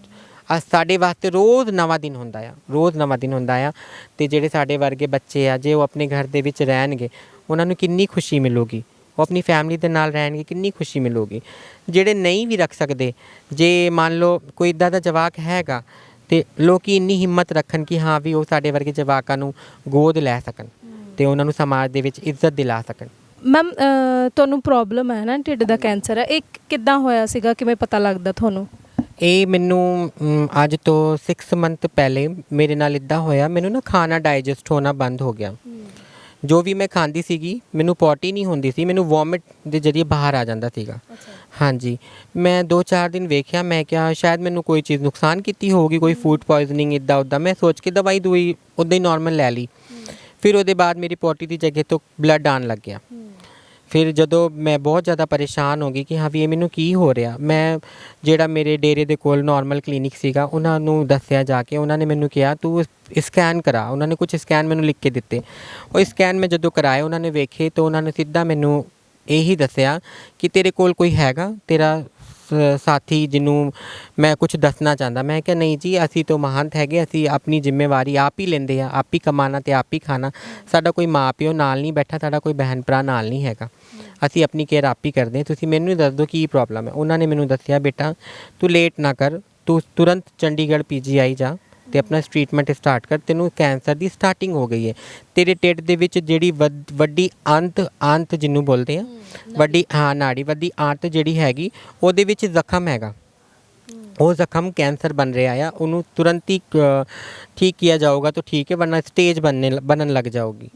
ਮੈਂ ਪਰੇਸ਼ਾਨ ਹੋ ਗਈ। ਮੈਂ ਫਿਰ ਜੋ ਕੁਝ ਵੀ ਕਮਾਇਆ ਸੀ, ਜੋ ਕੁਝ ਵੀ ਜੋੜਿਆ ਸੀ, ਥੋੜ੍ਹਾ ਬਹੁਤਾ ਮੈਂ ਸੋਨਾ ਬਣਾਇਆ ਸੀ ਅਤੇ ਥੋੜ੍ਹੀ ਬਹੁਤੀ ਜ਼ਮੀਨ ਲਿੱਤੀ ਸੀ ਆਪਣੇ ਜੀਵਨ ਗੁਜ਼ਾਰਨ ਵਾਸਤੇ ਕਿ ਉੱਥੇ ਮੇਰਾ ਜੀਵਨ ਕੱਟ ਜਾਊਗਾ, ਉਹ ਸਾਰਾ ਕੁਝ ਮੈਂ ਵੇਚਿਆ ਅਤੇ ਮੈਂ ਫਟਾਫਟ ਆਪਣਾ ਟ੍ਰੀਟਮੈਂਟ ਸਟਾਰਟ ਕਰਤਾ। ਨਾਲੇ ਜਦੋਂ ਮੈਂ ਟ੍ਰੀਟਮੈਂਟ ਸਟਾਰਟ ਕੀਤਾ, ਖੁਸਰਿਆਂ ਦੇ ਵਿੱਚ ਮੈਨੂੰ ਰਹਿੰਦੇ ਹੋ ਗਏ ਘੱਟੋ ਘੱਟ 10-12 ਸਾਲ। ਮੈਂ ਕਈ ਗੁਰੂਆਂ ਦੇ ਕੋਲ ਰਹੀ ਹਾਂ, ਕਈ ਡੇਰਿਆਂ ਦੇ ਵਿੱਚ ਰਹੀ ਹਾਂ, ਲੇਕਿਨ ਪ੍ਰੈਜ਼ੈਂਟ ਟਾਈਮ ਜਦੋਂ ਮੈਨੂੰ ਕੈਂਸਰ ਦੀ ਪ੍ਰੋਬਲਮ ਸਟਾਰਟ ਹੋਈ, ਮੈਂ ਜਿਸ ਡੇਰੇ ਦੇ ਵਿੱਚ ਰਹਿ ਰਹੀ ਸੀਗੀ, ਉਹਨਾਂ ਨੇ ਵੀ ਮੇਰੀ ਬਾਂਹ ਨਹੀਂ ਫੜੀ। ਹਾਂਜੀ, ਇੱਥੇ ਤੱਕਰ ਸਾਡੇ ਵਿੱਚ ਜਦੋਂ ਬਾਲ ਉਤਰਵਾਉਂਦੇ ਆ, ਆਪਣੇ ਸਿਰ ਦੇ ਬਾਲ ਉਤਰਵਾਉਂਦੇ ਆ, ਉਹਦਾ ਨਾ ਇੱਕ ਦੰਡ ਹੁੰਦਾ ਜਿਹਨੂੰ ਜੁਰਮ ਕਹਿੰਦੇ। ਅਸੀਂ ਆਪਣੇ ਬਾਲ ਨਹੀਂ ਕਟਵਾ ਸਕਦੇ ਖੁਸਰਿਆਂ ਦੇ ਵਿੱਚ, ਠੀਕ ਹੈ। ਇਹ ਬਾਲ ਸਾਡੇ ਮਾਤਾ ਰਾਣੀ ਦੇ ਨਾਂ 'ਤੇ ਹੁੰਦੇ ਆ, ਅਸੀਂ ਬਾਲ ਨਹੀਂ ਕਟਵਾ ਸਕਦੇ। ਮੈਂ ਬਾਲ ਉਤਾਰਨ ਦਾ ਵੀਡੀਓ ਬਣਾਇਆ, ਨਾਲੇ ਇੱਕ ਵੀਡੀਓ ਮੈਂ ਬਾਲਾਂ ਦੇ ਨਾਲ ਵੀ ਬਣਾਇਆ ਕਿ ਹਾਂ ਵੀ ਮੈਨੂੰ ਇੱਦਾਂ ਦੀ ਪ੍ਰੋਬਲਮ ਹੋ ਗਈ ਹੈ ਅਤੇ ਮੈਂ ਇਹ ਕੰਮ ਕਰਨ ਲੱਗੀ ਹਾਂ ਡਾਕਟਰ ਦੇ ਕਹਿਣ 'ਤੇ, ਬਾਲ ਉਤਾਰਨ ਲੱਗੀ ਹਾਂ ਡਾਕਟਰ ਦੇ ਕਹਿਣ 'ਤੇ। ਮੈਂ ਸਾਰੇ ਜਿੰਨੇ ਵੀ ਖੁਸਰਿਆਂ ਦੇ ਗਰੁੱਪ ਸੀਗੇ ਮੈਂ ਉਹਦੇ 'ਚ ਵੀ ਸੈਂਡ ਕੀਤੇ, ਆਪਣੇ ਡੇਰੇ ਦੇ ਵਿੱਚ ਵੀ ਸੈਂਡ ਕੀਤੇ, ਪਰ ਮੇਰੇ ਨਾ ਡੇਰੇ ਵਾਲਿਆਂ ਦਾ ਕੋਈ ਰਿਪਲਾਈ ਆਇਆ ਮੈਨੂੰ, ਨਾ ਹੀ ਗਰੁੱਪਾਂ ਦੇ ਵਿੱਚ ਮੈਨੂੰ ਕਿਸੇ ਨੇ ਹੌਸਲਾ ਦਿੱਤਾ ਕਿ ਕਿਤੇ ਇਹਦੀ ਕੋਈ ਹੈਲਪ ਨਾ ਕਰਨੀ ਪੈ ਜਾਵੇ। ਤੁਸੀਂ ਵੇਖੋ ਕੈਂਸਰ ਦੇ ਉੱਤੇ ਨਾ ਜਾਣੇ ਕਿੰਨੇ NGOs ਚੱਲ ਰਹੇ ਨੇ, ਠੀਕ ਹੈ, ਕਿੰਨਾ ਲੋਕੀ ਦਾਨ ਪੁੰਨ ਕਰਦੇ ਆ, ਕਿੰਨੀ ਹੈਲਪ ਕਰਦੇ ਆ। ਸਾਡਾ ਸਮਾਜ ਵੀ, ਕਿੰਨਰ ਸਮਾਜ ਵੀ ਗਰੀਬਾਂ ਦੀ ਇੰਨੀ ਹੈਲਪ ਕਰਦਾ, ਕੁੜੀਆਂ ਦੇ ਵਿਆਹ ਕਰਾਉਂਦਾ, ਲੋਕਾਂ ਨੂੰ ਰਾਸ਼ਨ ਵੰਡਦਾ। ਇੱਥੇ ਤੱਕ ਜਿਸ ਡੇਰੇ ਦੀ ਮੈਂ ਮੈਂਬਰ ਹਾਂ, ਜਿਸ ਡੇਰੇ ਦੀ ਮੈਂ ਚੇਲਾ ਹਾਂ, ਉਸ ਡੇਰੇ ਦੇ ਵਿੱਚ ਵੀ ਹਰ ਮਹੀਨੇ ਦੀ ਲਾਸਟ ਸੰਡੇ ਨੂੰ ਰਾਸ਼ਨ ਵੰਡਿਆ ਜਾਂਦਾ, ਪਰ ਉਹਨਾਂ ਨੇ ਮੇਰੀ ਹੈਲਪ ਨਹੀਂ ਕੀਤੀ। ਹਾਂਜੀ, ਉਹਨਾਂ ਨੇ ਮੇਰੀ ਹੈਲਪ ਨਹੀਂ ਕੀਤੀ। ਫਿਰ ਇਹੀ ਆ ਕਿ ਕਹਿੰਦੇ ਨਾ ਕਿ ਹਾਂ ਵੀ ਦੂਰ ਦੇ ਢੋਲ ਸੁਹਾਵਣੇ ਲੱਗਦੇ ਆ। ਲੋਕਾਂ ਨੂੰ ਲੱਗਦਾ ਕਿੰਨਰ ਸਮਾਜ ਬਹੁਤ ਖੁਸ਼ਹਾਲ ਆ, ਬਹੁਤ ਕਿੰਨਰ ਸਮਾਜ ਦੇ ਵਿੱਚ ਬਹੁਤ ਏਕਾ ਆ, ਬਹੁਤ ਪਿਆਰ ਆ। ਇੱਦਾਂ ਦਾ ਕੁਝ ਨਹੀਂ ਹੈ। ਕਿੰਨਰ ਸਮਾਜ ਦੇ ਵਿੱਚ ਬਹੁਤ ਸੰਘਰਸ਼ ਨੇ, ਬਹੁਤ ਪਰੇਸ਼ਾਨੀਆਂ ਨੇ, ਬਹੁਤ ਦੁੱਖ ਨੇ। ਮੈਂ ਤਾਂ ਇਹੀ ਕਹਿੰਦੀ ਹਾਂ ਕਿਸੇ ਦਾ ਬੱਚਾ ਕਿੰਨਰ ਸਮਾਜ ਦੇ ਵਿੱਚ ਨਾ ਆਵੇ। ਮਾਲਕ ਕਿਸੇ ਨੂੰ ਮੇਰੇ ਵਰਗੀ ਔਲਾਦ ਨਾ ਦੇਵੇ, ਜੇ ਦੇਵੇ ਤਾਂ ਉਹਨੂੰ ਆਪਣੇ ਘਰੇ ਰੱਖੋ। ਕੈਂਸਰ ਦੀ ਪਹਿਲੀ ਸਟੇਜ? ਹਾਂਜੀ, ਸਟਾਰਟਿੰਗ ਸੀ ਮੈਨੂੰ, ਅਤੇ ਉਹਦੇ ਬਾਅਦ ਮੇਰੀ ਕਿਸੇ ਨੇ ਬਾਂਹ ਨਹੀਂ ਫੜੀ। ਅਤੇ ਫੈਮਿਲੀ ਤਾਂ ਜਿੱਦਾਂ ਮੈਂ ਤੁਹਾਨੂੰ ਪਹਿਲੇ ਦੱਸਿਆ, ਉਦੋਂ ਤੁਸੀਂ ਉਹ ਫੈਮਿਲੀ ਨੂੰ ਦੱਸਦੇ ਹੋ ਵੀ ਤੁਹਾਨੂੰ ਇਹ ਪ੍ਰੋਬਲਮ ਹੋ ਗਈ ਹੈ? ਨਹੀਂ ਜੀ, ਨਹੀਂ ਜੀ, ਨਹੀਂ। ਫੈਮਿਲੀ ਨੂੰ ਦੱਸਣ ਦਾ ਕੀ ਫਾਇਦਾ ਆ ਜਦੋਂ ਮੇਰਾ ਉਹਨਾਂ ਦੇ ਨਾਲ ਕੋਈ ਲੈਣਾ ਦੇਣਾ ਨਹੀਂ ਹੈ। ਅਤੇ ਔਰ ਉਹਨਾਂ ਨੂੰ ਦੱਸ ਕੇ ਮੈਂ ਕੀ ਲੈਣਾ ਸੀਗਾ, ਉਹਨਾਂ ਨੂੰ ਮੈਂ ਨਹੀਂ ਦੱਸਿਆ, ਠੀਕ ਹੈ। ਮੈਂ ਆਪਣੇ ਫਰੈਂਡਸ ਲੋਕਾਂ ਨੂੰ ਦੱਸਿਆ, ਜਿਹੜੇ ਮੇਰੇ ਨਾਲ ਦੇ ਫਰੈਂਡਸ ਸੀਗੇ ਮੇਰੇ ਵਰਗੇ, ਉਹਨਾਂ ਨੂੰ ਦੱਸਿਆ, ਉਹਨਾਂ ਨੇ ਮੇਰੀ ਹੈਲਪ ਕੀਤੀ। ਜਿੱਦਾਂ ਮੇਰੀ ਇੱਕ ਫਰੈਂਡ ਹੈਗੀ ਬਾਨੀ, ਠੀਕ ਹੈ। ਜਦੋਂ ਮੈਂ ਸ਼ੁਰੂ ਤੋਂ ਦੱਸਦੀ ਹਾਂ ਕਿ ਹਾਂ ਵੀ ਜਦੋਂ ਮੈਨੂੰ ਇਹ ਪ੍ਰੋਬਲਮ ਦਾ ਪਤਾ ਲੱਗਿਆ, ਮੈਂ ਪਰੇਸ਼ਾਨ ਜੀ ਹੋ ਗਈ, ਮੈਂ ਟੈਨਸ਼ਨਾਈਜ਼ ਹੋ ਗਈ। ਮੈਂ ਫਟਾਫਟ ਸਾਰਾ ਕੁਝ ਵੇਚਣ ਲੱਗੀ ਕਿ ਹਾਂ ਵੀ ਮੇਰਾ ਟ੍ਰੀਟਮੈਂਟ ਮਹਿੰਗਾ ਹੋਣਾ ਆ, ਪਤਾ ਕਰਨਾ ਪਊਗਾ ਕੀ ਹੈ ਸਿਸਟਮ, ਕੀ ਨਹੀਂ ਹੈਗਾ। ਮੈਂ ਸਾਰਾ ਕੁਝ ਵੇਚ ਬਾਚ ਕੇ ਜਦੋਂ ਪੈਸੇ ਇਕੱਠੇ ਕਰ ਲਏ ਔਰ ਆਪਣਾ ਟ੍ਰੀਟਮੈਂਟ ਸਟਾਰਟ ਕੀਤਾ, ਫਿਰ ਮੈਨੂੰ ਪਤਾ ਲੱਗੇ ਇਹ ਪੈਸੇ ਤਾਂ ਬਹੁਤ ਛੇਤੀ ਮੁੱਕ ਜਾਣੇ ਆ, ਠੀਕ ਹੈ। ਫਿਰ ਮੈਂ ਡਿਪਰੈਸ਼ਨ 'ਚ ਜਾਣ ਲੱਗੀ, ਮੈਂ ਡਿਪਰੈਸ਼ਨ 'ਚ ਹੀ ਚੱਲ ਗਈ ਕਿ ਕੀ ਹੋਊਗਾ ਮੇਰੇ ਨਾਲ। ਮੇਰੇ ਜਿੰਨੇ ਫਰੈਂਡਸ ਸੀਗੇ ਸਾਰਿਆਂ ਨੇ ਮੇਰਾ ਸਾਥ ਦਿੱਤਾ, ਸਾਰੇ ਮੇਰੇ ਨਾਲ ਸੀਗੇ, ਪਰ ਉਹੀ ਗੱਲ ਹੈਗੀ ਕਿ ਸੈਲਫ ਡਿਪੈਂਡ ਰਹਿਣ ਵਾਲਾ ਇਨਸਾਨ ਕਿਸੇ ਦੇ ਹੈਲਪ ਲੈਣ ਨੂੰ 100 ਵਾਰੀ ਸੋਚਦਾ ਆ ਕਿ ਹਾਂ ਵੀ ਜਦੋਂ ਮੈਂ ਆਪ ਕਮਾ ਕੇ ਆਪ ਖਾਂਦੀ ਹਾਂ ਤਾਂ ਮੈਂ ਕਿਸੇ ਦੀ ਹੈਲਪ ਕਿੱਦਾਂ ਲਵਾਂ, ਨਾਲੇ ਕਦੋਂ ਤੱਕ ਹੈਲਪ ਲੈਣੀ ਹੈ। ਫਿਰ ਮੇਰੀ ਫਰੈਂਡ ਬਾਨੀ ਨੇ ਮੈਨੂੰ ਡਿਪਰੈਸ਼ਨ 'ਚੋਂ ਬਾਹਰ ਕੱਢਿਆ। ਉਹ ਮੈਨੂੰ ਜਲੰਧਰੋਂ ਚੰਡੀਗੜ੍ਹ ਲੈ ਕੇ ਆਈ। ਉਹਨੇ ਮੈਨੂੰ ਕਿਹਾ ਤੂੰ ਚੰਡੀਗੜ੍ਹ ਆਉਂਦੀ ਆਪਣਾ ਟ੍ਰੀਟਮੈਂਟ ਕਰਾਂ, ਤੂੰ ਮੇਰੇ ਕੋਲ ਹੀ ਰਹਿ। ਉਹਨੇ ਮੈਨੂੰ ਆਪਣੇ ਕੋਲ ਰੱਖਿਆ, ਨਾਲੇ ਮੈਨੂੰ ਘੁਮਾਇਆ ਫਿਰਾਇਆ, ਉਹਨੇ ਮੈਨੂੰ ਡਿਪਰੈਸ਼ਨ 'ਚੋਂ ਬਾਹਰ ਕੱਢਿਆ। ਉਹ ਮੈਨੂੰ ਦੇਹਰਾਦੂਨ ਘੁਮਾਉਣ ਲੈ ਕੇ ਗਈ, ਮੈਨੂੰ ਮਸੂਰੀ, ਤੁਸੀਂ ਨਾਮ ਸੁਣਿਆ ਹੋਗਾ ਹਿਲ ਸਟੇਸ਼ਨ, ਮੇਰੇ ਕੋਲ ਫੋਟੋਗ੍ਰਾਫਸ ਆ, ਮੈਂ ਦਿਖਾਵਾਂਗੀ। ਮੈਨੂੰ ਮਸੂਰੀ ਘੁਮਾਉਣ ਲੈ ਕੇ ਗਈ। ਉਹਨੇ ਮੈਨੂੰ ਬਹੁਤ ਕੁਝ ਦੁਨੀਆ ਦੇ ਵਿੱਚ ਫਿਰ ਤੋਂ ਜੀਣਾ ਸਿਖਾਇਆ ਕਿ ਹਾਂ ਵੀ ਤੂੰ ਡਿਪਰੈਸ਼ਨ 'ਚੋਂ ਬਾਹਰ ਆ, ਆਪਣੇ ਆਪ ਨੂੰ ਠੀਕ ਕਰ, ਲਾਈਫ ਬਹੁਤ ਵੱਡੀ ਹੈ, ਬਹੁਤ ਸੁੰਦਰ ਲਾਈਫ ਹੈ। ਵਰਨਾ ਮੈਂ ਤਾਂ ਜਦੋਂ ਮੈਨੂੰ ਪਤਾ ਲੱਗਿਆ ਸੀ, ਜਦੋਂ ਟ੍ਰੀਟਮੈਂਟ ਸਟਾਰਟ ਹੋਇਆ, ਮੈਂ ਉਦੋਂ ਹੀ ਮਰ ਗਈ ਸੀ, ਠੀਕ ਹੈ। ਅਤੇ ਅੱਜ ਮੈਂ ਠੀਕ ਹਾਂ, ਮਾਲਕ ਦੀ ਦੁਆ ਹੈ। ਅਤੇ ਰਾਜੀ ਰਹਿਣ ਮੇਰੇ ਜਿੰਨੇ ਵੀ ਗੁਰੂ ਭਾਈ ਨੇ ਜਿਨ੍ਹਾਂ ਨੇ ਮੇਰੀ ਹੈਲਪ ਕੀਤੀ, ਜਿਨ੍ਹਾਂ ਨੇ ਮੈਨੂੰ ਡਿਪਰੈਸ਼ਨ 'ਚੋਂ ਬਾਹਰ ਕੱਢਿਆ, ਨਾਲੇ ਪੈਸਿਆਂ ਤੋਂ ਵੀ ਮੇਰੀ ਹੈਲਪ ਕੀਤੀ, ਮੇਰਾ ਹਰ ਚੀਜ਼ ਦਾ ਸਹਾਰਾ ਬਣੇ। ਹੁਣ ਵੀ ਮੈਡੀਸਿਨ ਚੱਲ ਰਹੀ ਹੈ? ਹਾਂਜੀ, ਮੇਰੀ ਹੁਣ ਵੀ ਮੈਡੀਸਿਨ ਚੱਲ ਰਹੀ ਹੈ। ਬਸ ਮੇਰਾ ਸਹਾਰਾ ਜਿਨ੍ਹਾਂ ਨੂੰ ਬਣਨਾ ਚਾਹੀਦਾ ਸੀਗਾ ਉਹ ਮੇਰਾ ਸਹਾਰਾ ਨਹੀਂ ਬਣੇ। ਜਿਨ੍ਹਾਂ ਤੋਂ ਮੈਨੂੰ ਉਮੀਦ ਸੀਗੀ, ਜਿਨ੍ਹਾਂ ਦੇ ਘਰ ਦੀ ਮੈਂ ਚੇਲਾ ਸੀਗੀ, ਜਿਨ੍ਹਾਂ ਦੇ ਘਰ ਦੀ ਮੈਂ ਮੈਂਬਰ ਸੀਗੀ, ਉਹਨਾਂ ਨੇ ਇੱਕ ਗੱਲ ਦੱਸਾਂ, ਕਿੰਨਰ ਸਮਾਜ ਦੇ ਨਾ ਆਪਣੇ ਕਾਨੂੰਨ ਹੁੰਦੇ ਆ। ਉਹਨਾਂ ਦਾ ਕਹਿਣਾ ਸੀਗਾ ਜਿਹੜਾ ਸਾਡਾ ਕਾਨੂੰਨ ਹੈ ਉਹ ਕਾਨੂੰਨ ਦੇ ਅਕੋਰਡਿੰਗ ਜਿਹੜੀ ਤੂੰ ਗਲਤੀਆਂ ਕੀਤੀਆਂ ਉਹ ਗਲਤੀਆਂ ਦੀ ਜਦੋਂ ਤੱਕ ਅਸੀਂ ਤੁਹਾਨੂੰ ਸਜ਼ਾ ਨਹੀਂ ਦੇਵਾਂਗੇ ਉਦੋਂ ਤੱਕ ਅਸੀਂ ਤੁਹਾਡੇ ਨਾਲ ਨਹੀਂ ਖੜਾਂਗੇ। ਹਾਂਜੀ, ਉਹਨਾਂ ਵਾਸਤੇ ਉਹ ਕਲਾਮ ਕਰਕੇ ਮੇਰੇ ਜਿਹੜੇ ਵੀ ਕਲਾਮ ਸੀਗੇ ਕਿੰਨਰ ਸਮਾਜ ਦੇ, ਉਹ ਕਲਾਮ ਉਹਨਾਂ ਵਾਸਤੇ ਜ਼ਰੂਰੀ ਸੀਗੇ, ਉਹਨਾਂ ਵਾਸਤੇ ਇਨਸਾਨੀਅਤ ਜ਼ਰੂਰੀ ਨਹੀਂ ਸੀਗੀ। ਮੈਂ ਕਿੰਨਰ ਬਾਅਦ 'ਚੋਂ ਹਾਂ, ਠੀਕ ਹੈ, ਮੇਰਾ ਧਰਮ ਬਾਅਦ 'ਚੋਂ, ਪਹਿਲੇ ਮੈਂ ਇੱਕ ਇਨਸਾਨ ਹਾਂ। ਮੇਰੇ ਦੁੱਖ ਤਕਲੀਫ ਨੂੰ ਸਮਝਣਾ ਚਾਹੀਦਾ ਸੀਗਾ ਕਿ ਹਾਂ ਵੀ ਇਹ ਇਨਸਾਨ ਆ, ਜਿੱਦਾਂ ਇਨਸਾਨ ਇਨਸਾਨ ਨੂੰ ਸਮਝਦਾ ਆ। ਉਹਨਾਂ ਨੇ ਇਹ ਚੀਜ਼ ਨਹੀਂ ਰੱਖੀ, ਉਹਨਾਂ ਨੇ ਆਪਣੇ ਕਾਨੂੰਨ ਹਮੇਸ਼ਾ ਅੱਗੇ ਰੱਖੇ ਆ ਅਤੇ ਅੱਜ ਵੀ ਉਹਨਾਂ ਨੇ ਆਪਣੇ ਕਾਨੂੰਨ ਅੱਗੇ ਰੱਖੇ। ਇੱਥੇ ਤੱਕ ਮੈਂ ਰੋਟੀ ਕਮਾਉਣ ਵਾਸਤੇ ਜੇ ਕਿਸੇ ਹੋਰ ਡੇਰੇ ਦੇ ਵਿੱਚ ਵੀ ਜਾਣਾ ਚਾਹਿਆ ਕਿ ਹਾਂ ਵੀ ਚੱਲ ਮੈਂ ਆਪਣੇ ਡੇਰੇ ਦੇ ਵਿੱਚ ਮੇਰੇ ਕਲਾਮ ਹੈਗੇ, ਕੁਛ ਮੇਰੀ ਗੱਲਬਾਤ ਹੋ ਗਈ ਸੀਗੀ, ਕੁਛ ਲੜਾਈ ਝਗੜੇ ਹੋ ਗਏ ਸੀਗੇ, ਜਦੋਂ ਮੇਰੇ ਪਤਾ ਲੱਗਿਆ ਉਹਨਾਂ ਨੂੰ ਵੀ ਕਿ ਕੈਂਸਰ ਹੈ, ਇਹਨੂੰ ਬਾਲ ਲਾਣੇ ਪੈਣੇ ਆ, ਉਹਨਾਂ ਨੇ ਮੇਰੇ ਨਾਲ ਗਲਤ ਵਰਤਾਓ ਕਰਨੇ ਸ਼ੁਰੂ ਕਰਤੇ ਕਿ ਹਾਂ ਵੀ ਇਹ ਡੇਰੇ ਤੋਂ ਚੱਲ ਜਾਵੇ, ਮੈਨੂੰ ਭਜਾਉਣ ਦੇ ਵਰਤਾਓ ਸ਼ੁਰੂ ਕਰਤੇ। ਇੱਦਾਂ ਕਰਦੇ ਸੀਗੇ ਜਿੱਦਾਂ ਉਹਨਾਂ ਨੇ ਨਾ, ਜਿੱਦਾਂ ਡੇਰਿਆਂ ਦੇ ਵਿੱਚ, ਕੁਛ ਡੇਰਿਆਂ ਦੇ ਵਿੱਚ ਲੋਕੀ ਬੰਦੇ ਰੱਖਦੇ ਆ ਆਪਣੀ ਕੇਅਰ ਵਾਸਤੇ ਕਿ ਹਾਂ ਸਾਡਾ ਮਰਡਰ ਨਾ ਹੋ ਜਾਵੇ, ਸਾਡੇ ਨਾਲ ਕੋਈ ਧੱਕਾ ਨਾ ਕਰ ਜਾਵੇ, ਸਾਡੇ ਨਾਲ ਕੋਈ, ਜਿੱਦਾਂ ਤੁਹਾਨੂੰ ਵੀ ਪਤਾ ਹੋਗਾ ਕਿੰਨਰ ਸਮਾਜ ਦੇ ਵਿੱਚ ਬਹੁਤ ਕ੍ਰਾਈਮ ਹੈਗਾ, ਬੰਦੇ ਲੋਕੀ ਰੱਖਦੇ ਆ। ਇੱਦਾਂ ਹੀ ਮੇਰੇ ਗੁਰੂ ਦਾ ਵੀ ਇੱਕ ਬੰਦਾ ਸੀਗਾ, ਉਹਨੇ ਮੇਰੇ ਨਾਲ ਬਦਤਮੀਜ਼ੀ ਕਰਨੀ ਸ਼ੁਰੂ ਕਰਤੀ। ਨਾਲੇ ਉਹ ਉੱਦਾਂ ਵੀ ਕੋਈ ਵੀ ਮੇਰੇ ਵਰਗਾ ਨਵਾਂ ਉੱਥੇ ਆਉਂਦਾ ਸੀ ਉਹਦੇ ਨਾਲ ਉਹ ਬਦਤਮੀਜ਼ੀ ਕਰਦਾ ਸੀਗਾ। ਮੈਂ ਉਹਨੂੰ ਝੇਲਦੀ ਆ ਰਹੀ ਸੀ 1.5 ਸਾਲ ਤੋਂ। ਜਦੋਂ ਹੱਦ ਪਾਰ ਹੋ ਗਈ, ਉਹਨਾਂ ਨੇ ਮੈਨੂੰ ਭਜਾਉਣ 'ਤੇ ਹੀ ਲੱਗ ਗਏ ਕਿ ਇੱਥੋਂ ਭੱਜ ਜਾਵੇ। ਉਹਨੇ ਮੇਰੇ ਨਾਲ ਇੱਦਾਂ ਦੀ ਬਦਤਮੀਜ਼ੀ ਕੀਤੀ, ਮੇਰੀ ਉਹਦੇ ਨਾਲ ਬਹੁਤ ਜ਼ਿਆਦਾ ਲੜਾਈ ਹੋ ਗਈ। ਲੜਾਈ ਦੇ ਵਿੱਚ ਉਹਨੇ ਮੇਰੇ ਨਾਲ ਕੁਛ ਬਦਤਮੀਜ਼ੀ ਕੀਤੀ ਸੀ ਫਿਜ਼ੀਕਲੀ, ਅਤੇ ਜਦੋਂ ਬਹੁਤ ਜ਼ਿਆਦਾ ਲੜਾਈ ਹੋ ਗਈ ਉਸ ਗੱਲ ਨੂੰ ਲੈ ਕਰਕੇ, ਗਾਲਾਂ ਗੁਲਾਂ ਵੀ ਉਹਨੇ ਵੀ ਕੱਢੀਆਂ, ਮੈਂ ਵੀ ਕੱਢੀਆਂ, ਪਰ ਉਹ ਬੰਦਾ ਸੀਗਾ, ਉਹਦਾ ਇਹ ਹੱਕ ਨਹੀਂ ਬਣਦਾ ਸੀਗਾ ਕਿ ਉਹ ਮੇਰੇ 'ਤੇ ਹੱਥ ਚੁੱਕਦਾ। ਉਹਨੇ ਮੈਨੂੰ ਥੱਪੜ ਮਾਰਿਆ, ਮੈਂ ਉਹਦੀ ਰਿਪੋਰਟ ਕਰਾਈ ਥਾਣੇ ਦੇ ਵਿੱਚ। ਅੱਜ ਵੀ ਜਿੱਥੇ ਦੀ ਮੈਂ ਚੇਲ ਆਇਆ ਉੱਥੇ ਦੇ ਥਾਣਿਆਂ ਦੇ ਵਿੱਚ ਮੇਰੀ ਰਿਪੋਰਟਾਂ ਹੈਗੀਆਂ ਆ, ਮੈਂ ਰਿਪੋਰਟ ਕਰਾਈ। ਉਹ ਜਿਹੜੀ ਮੈਂ ਰਿਪੋਰਟ ਕਰਾਈ, ਕੰਪਲੇਨ ਕਰਾਈ, ਉਹ ਕੰਪਲੇਨ ਕਰਕੇ ਮੈਂ ਆਪਣੇ ਡੇਰੇ ਦੇ ਵਿੱਚ ਹੋ ਗਈ ਗਲਤ ਮੈਂਬਰ ਉਹਨਾਂ ਦੀ ਨਜ਼ਰਾਂ ਦੇ ਵਿੱਚ ਕਿ ਇਹਨੇ ਸਾਡੇ ਡੇਰੇ ਦੇ ਕੰਪਲੇਨ ਕੀਤੀ। ਮੈਂ ਇੱਕ ਹਿਊਮਨ ਆ, ਔਰ ਹਰ ਹਿਊਮਨ ਦਾ ਇੱਕ ਹੱਕ ਹੁੰਦਾ, ਅਧਿਕਾਰ ਹੁੰਦਾ ਕਿ ਉਹਦੇ ਨਾਲ ਕੋਈ ਧੱਕੇਸ਼ਾਹੀ ਹੋਈ ਹੈ ਜਾਂ ਉਹਦੇ ਨਾਲ ਕੋਈ ਜ਼ੁਲਮ ਹੋਇਆ ਅਤੇ ਉਹ ਉਹਦੇ ਵਾਸਤੇ ਐਕਸ਼ਨ ਲੈ ਸਕਦਾ ਆ, ਅਤੇ ਮੈਂ ਵੀ ਲਿੱਤਾ। ਮੈਂ ਕਿਉਂ ਸੋਚਦੀ ਕਿ ਉਹ ਮੇਰੇ ਡੇਰੇ ਦਾ ਮੈਂਬਰ ਹੈ, ਉਹਨੇ ਮੇਰੇ 'ਤੇ ਹੱਥ ਚੁੱਕਿਆ ਸੀ, ਮੈਂ ਐਕਸ਼ਨ ਲਿੱਤਾ।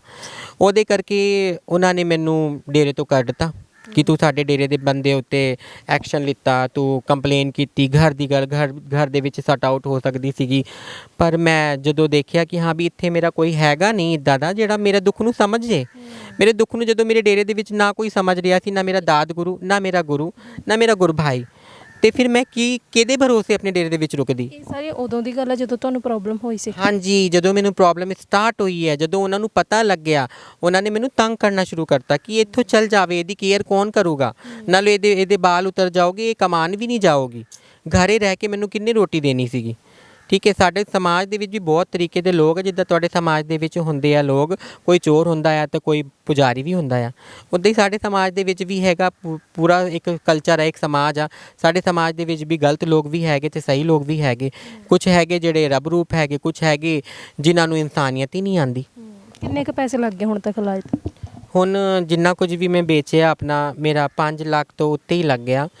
ਨਾਲੇ ਮੈਂ ਕਰਜ਼ੇ ਦੇ ਵਿੱਚ ਵੀ ਹੈਗੀ ਹਾਂ, ਜਿਹੜੇ ਮੇਰੇ ਫਰੈਂਡਸ ਨੇ ਮੇਰੀ ਹੈਲਪ ਕੀਤੀ, ਉਹਨਾਂ ਦੇ ਕਰਜ਼ੇ ਵੀ ਮੈਂ ਲਾਣੇ ਆ। ਕਰਜ਼ਾ ਮੇਰੇ 'ਤੇ ਹੋਊਗਾ ਇਹੀ ਤੇ 2,80,000 ਅਤੇ 70,000 ਦੇ ਕਰੀਬ ਹੈਗਾ, ਮੇਬੀ ਇੰਨਾ ਹੀ ਹੋਊਗਾ, ਜਿਹੜਾ ਮੇਰੇ ਫਰੈਂਡਸ ਨੇ ਮੇਰੀ ਹੈਲਪ ਕੀਤੀ ਹੈਗੀ, ਅਤੇ ਹਜੇ ਤੱਕ ਮੇਰੇ ਟਰੀਟਮੈਂਟ ਚੱਲ ਰਹੇ ਨੇ। ਹਾਂਜੀ, ਅਤੇ ਇਹ ਮੇਰੇ ਨਾਲ ਡੇਰੇ 'ਤੇ ਆਪ ਬੀਤੀ ਹੈਗੀ ਕਿ ਹਾਂ ਵੀ ਮੈਨੂੰ ਡੇਰਾ ਉਦੋਂ ਛੱਡਣਾ ਪਿਆ ਜਦੋਂ ਮੈਂ ਬਿਮਾਰ ਹੋਈ, ਜਦੋਂ ਮੈਨੂੰ ਕਾਮ ਦੀ ਸਖਤ ਲੋੜ ਸੀ ਕਿ ਹਾਂ ਵੀ ਮੇਰੇ ਕੋਲ ਕਾਮ ਹੋਣਾ ਚਾਹੀਦਾ, ਮੈਂ ਆਪਣਾ ਇਲਾਜ ਕਰਾ ਸਕਾਂ, ਉਦੋਂ ਮੈਨੂੰ ਡੇਰੇ ਤੋਂ ਕੱਢਿਆ ਗਿਆ। ਨਾਲੇ ਮੈਨੂੰ ਕਿਸੇ ਹੋਰ ਡੇਰੇ ਦੇ ਵਿੱਚ ਲੱਗਣ ਵੀ ਨਹੀਂ ਦਿੱਤਾ ਗਿਆ ਕਿ ਜਦੋਂ ਤੱਕ ਤੇਰੀ ਕਲਾਮ ਅਸੀਂ ਖੁਸਰਿਆਂ ਦੇ ਵਿੱਚ ਬਹਿ ਕੇ ਨਹੀਂ ਕਰ ਲੈਂਦੇ, ਉਦੋਂ ਤੱਕ ਅਸੀਂ ਤੈਨੂੰ ਲੱਗਣ ਵੀ ਨਹੀਂ ਦੇਣਾ ਕਿਸੇ ਕੰਮ 'ਤੇ। ਮਜਬੂਰ ਹੋ ਕੇ ਅੱਜ ਮੈਂ ਆਪਣੇ ਘਰੇ ਬੈਠੀ ਹਾਂ। ਮੈਨੂੰ ਘਰੇ ਬੈਠੇ ਅਪ੍ਰੈਲ ਮਹੀਨੇ ਤੋਂ ਤੁਸੀਂ ਆਪ ਲਾ ਲਓ, ਮੈਂ ਅਪ੍ਰੈਲ ਮੰਥ ਦੀ 2022 ਅਪ੍ਰੈਲ, ਹਾਂਜੀ 2022 ਅਪ੍ਰੈਲ ਦੀ ਮੈਂ ਘਰੇ ਬੈਠੀ ਹਾਂ, ਤੇ ਆਪਣੇ ਫਰੈਂਡਸ ਲੋਕਾਂ ਦੇ ਸਹਾਰੇ ਮੈਂ ਆਪਣੀ ਲਾਈਫ ਨੂੰ ਕੱਟ ਰਹੀ ਹਾਂ। ਜਿੱਦਾਂ ਕਿ ਮੈਂ ਪਹਿਲੇ ਦੱਸਿਆ ਕਿ ਮੇਰੀ ਫਰੈਂਡਸ ਬਾਨੀ ਨੇ ਮੇਰੀ ਹੈਲਪ ਕੀਤੀ, ਉਹਨੇ ਆਪਣੇ ਘਰੇ ਰੱਖਿਆ, ਨਾਲੇ ਉਹਨੇ ਵੀ ਮੇਰਾ ਇਲਾਜ ਕਰਾਉਣ 'ਚ ਮੇਰੀ ਬਹੁਤ ਹੈਲਪ ਕੀਤੀ ਹੈ। ਇੱਦਾਂ ਮੇਰੇ ਫਰੈਂਡਸ ਨੇ ਮੇਰੀ ਹੈਲਪ ਕੀਤੀ, ਖੁਸਰਿਆਂ ਨੇ ਮੇਰੀ ਬਾਂਹ ਨਹੀਂ ਫੜੀ ਹੈ। ਹਾਂਜੀ, ਜਿਨ੍ਹਾਂ ਨੂੰ ਫੜਨੀ ਚਾਹੀਦੀ ਸੀਗੀ। ਬਹੁਤ ਬਹੁਤ ਸ਼ੁਕਰੀਆ ਮੈਮ, ਗੱਲਬਾਤ ਕੀਤੀ, ਟਾਈਮ ਦਿੱਤਾ ਸਾਨੂੰ। Thank you so much. So ਜੀ ਇਹ ਸੀ ਸਾਡੇ ਨਾਲ ਮਹੰਤ ਏਂਜਲ। ਮਕਸਦ ਸਿਰਫ ਇੰਨਾ ਹੈ ਕਿ ਇਹਨਾਂ ਨੂੰ, ਇਸ ਵਰਗ ਦੇ ਲੋਕਾਂ ਨੂੰ ਜਿਹੜੇ ਕਿ ਸਾਡੇ ਹੀ ਸਮਾਜ ਦਾ ਹਿੱਸਾ ਆ, ਉਹਨਾਂ ਨੂੰ ਉਹਨਾਂ ਦਾ ਬਣਦਾ ਸਤਿਕਾਰ, ਇੱਜ਼ਤ ਮਾਣ ਮਿਲ ਸਕੇ। ਦੇਖਦੇ ਰਹੋ ਸਾਡਾ ਚੈਨਲ। ਮੈਨੂੰ ਦਿਓ ਇਜਾਜ਼ਤ। ਸਤਿ ਸ਼੍ਰੀ ਅਕਾਲ।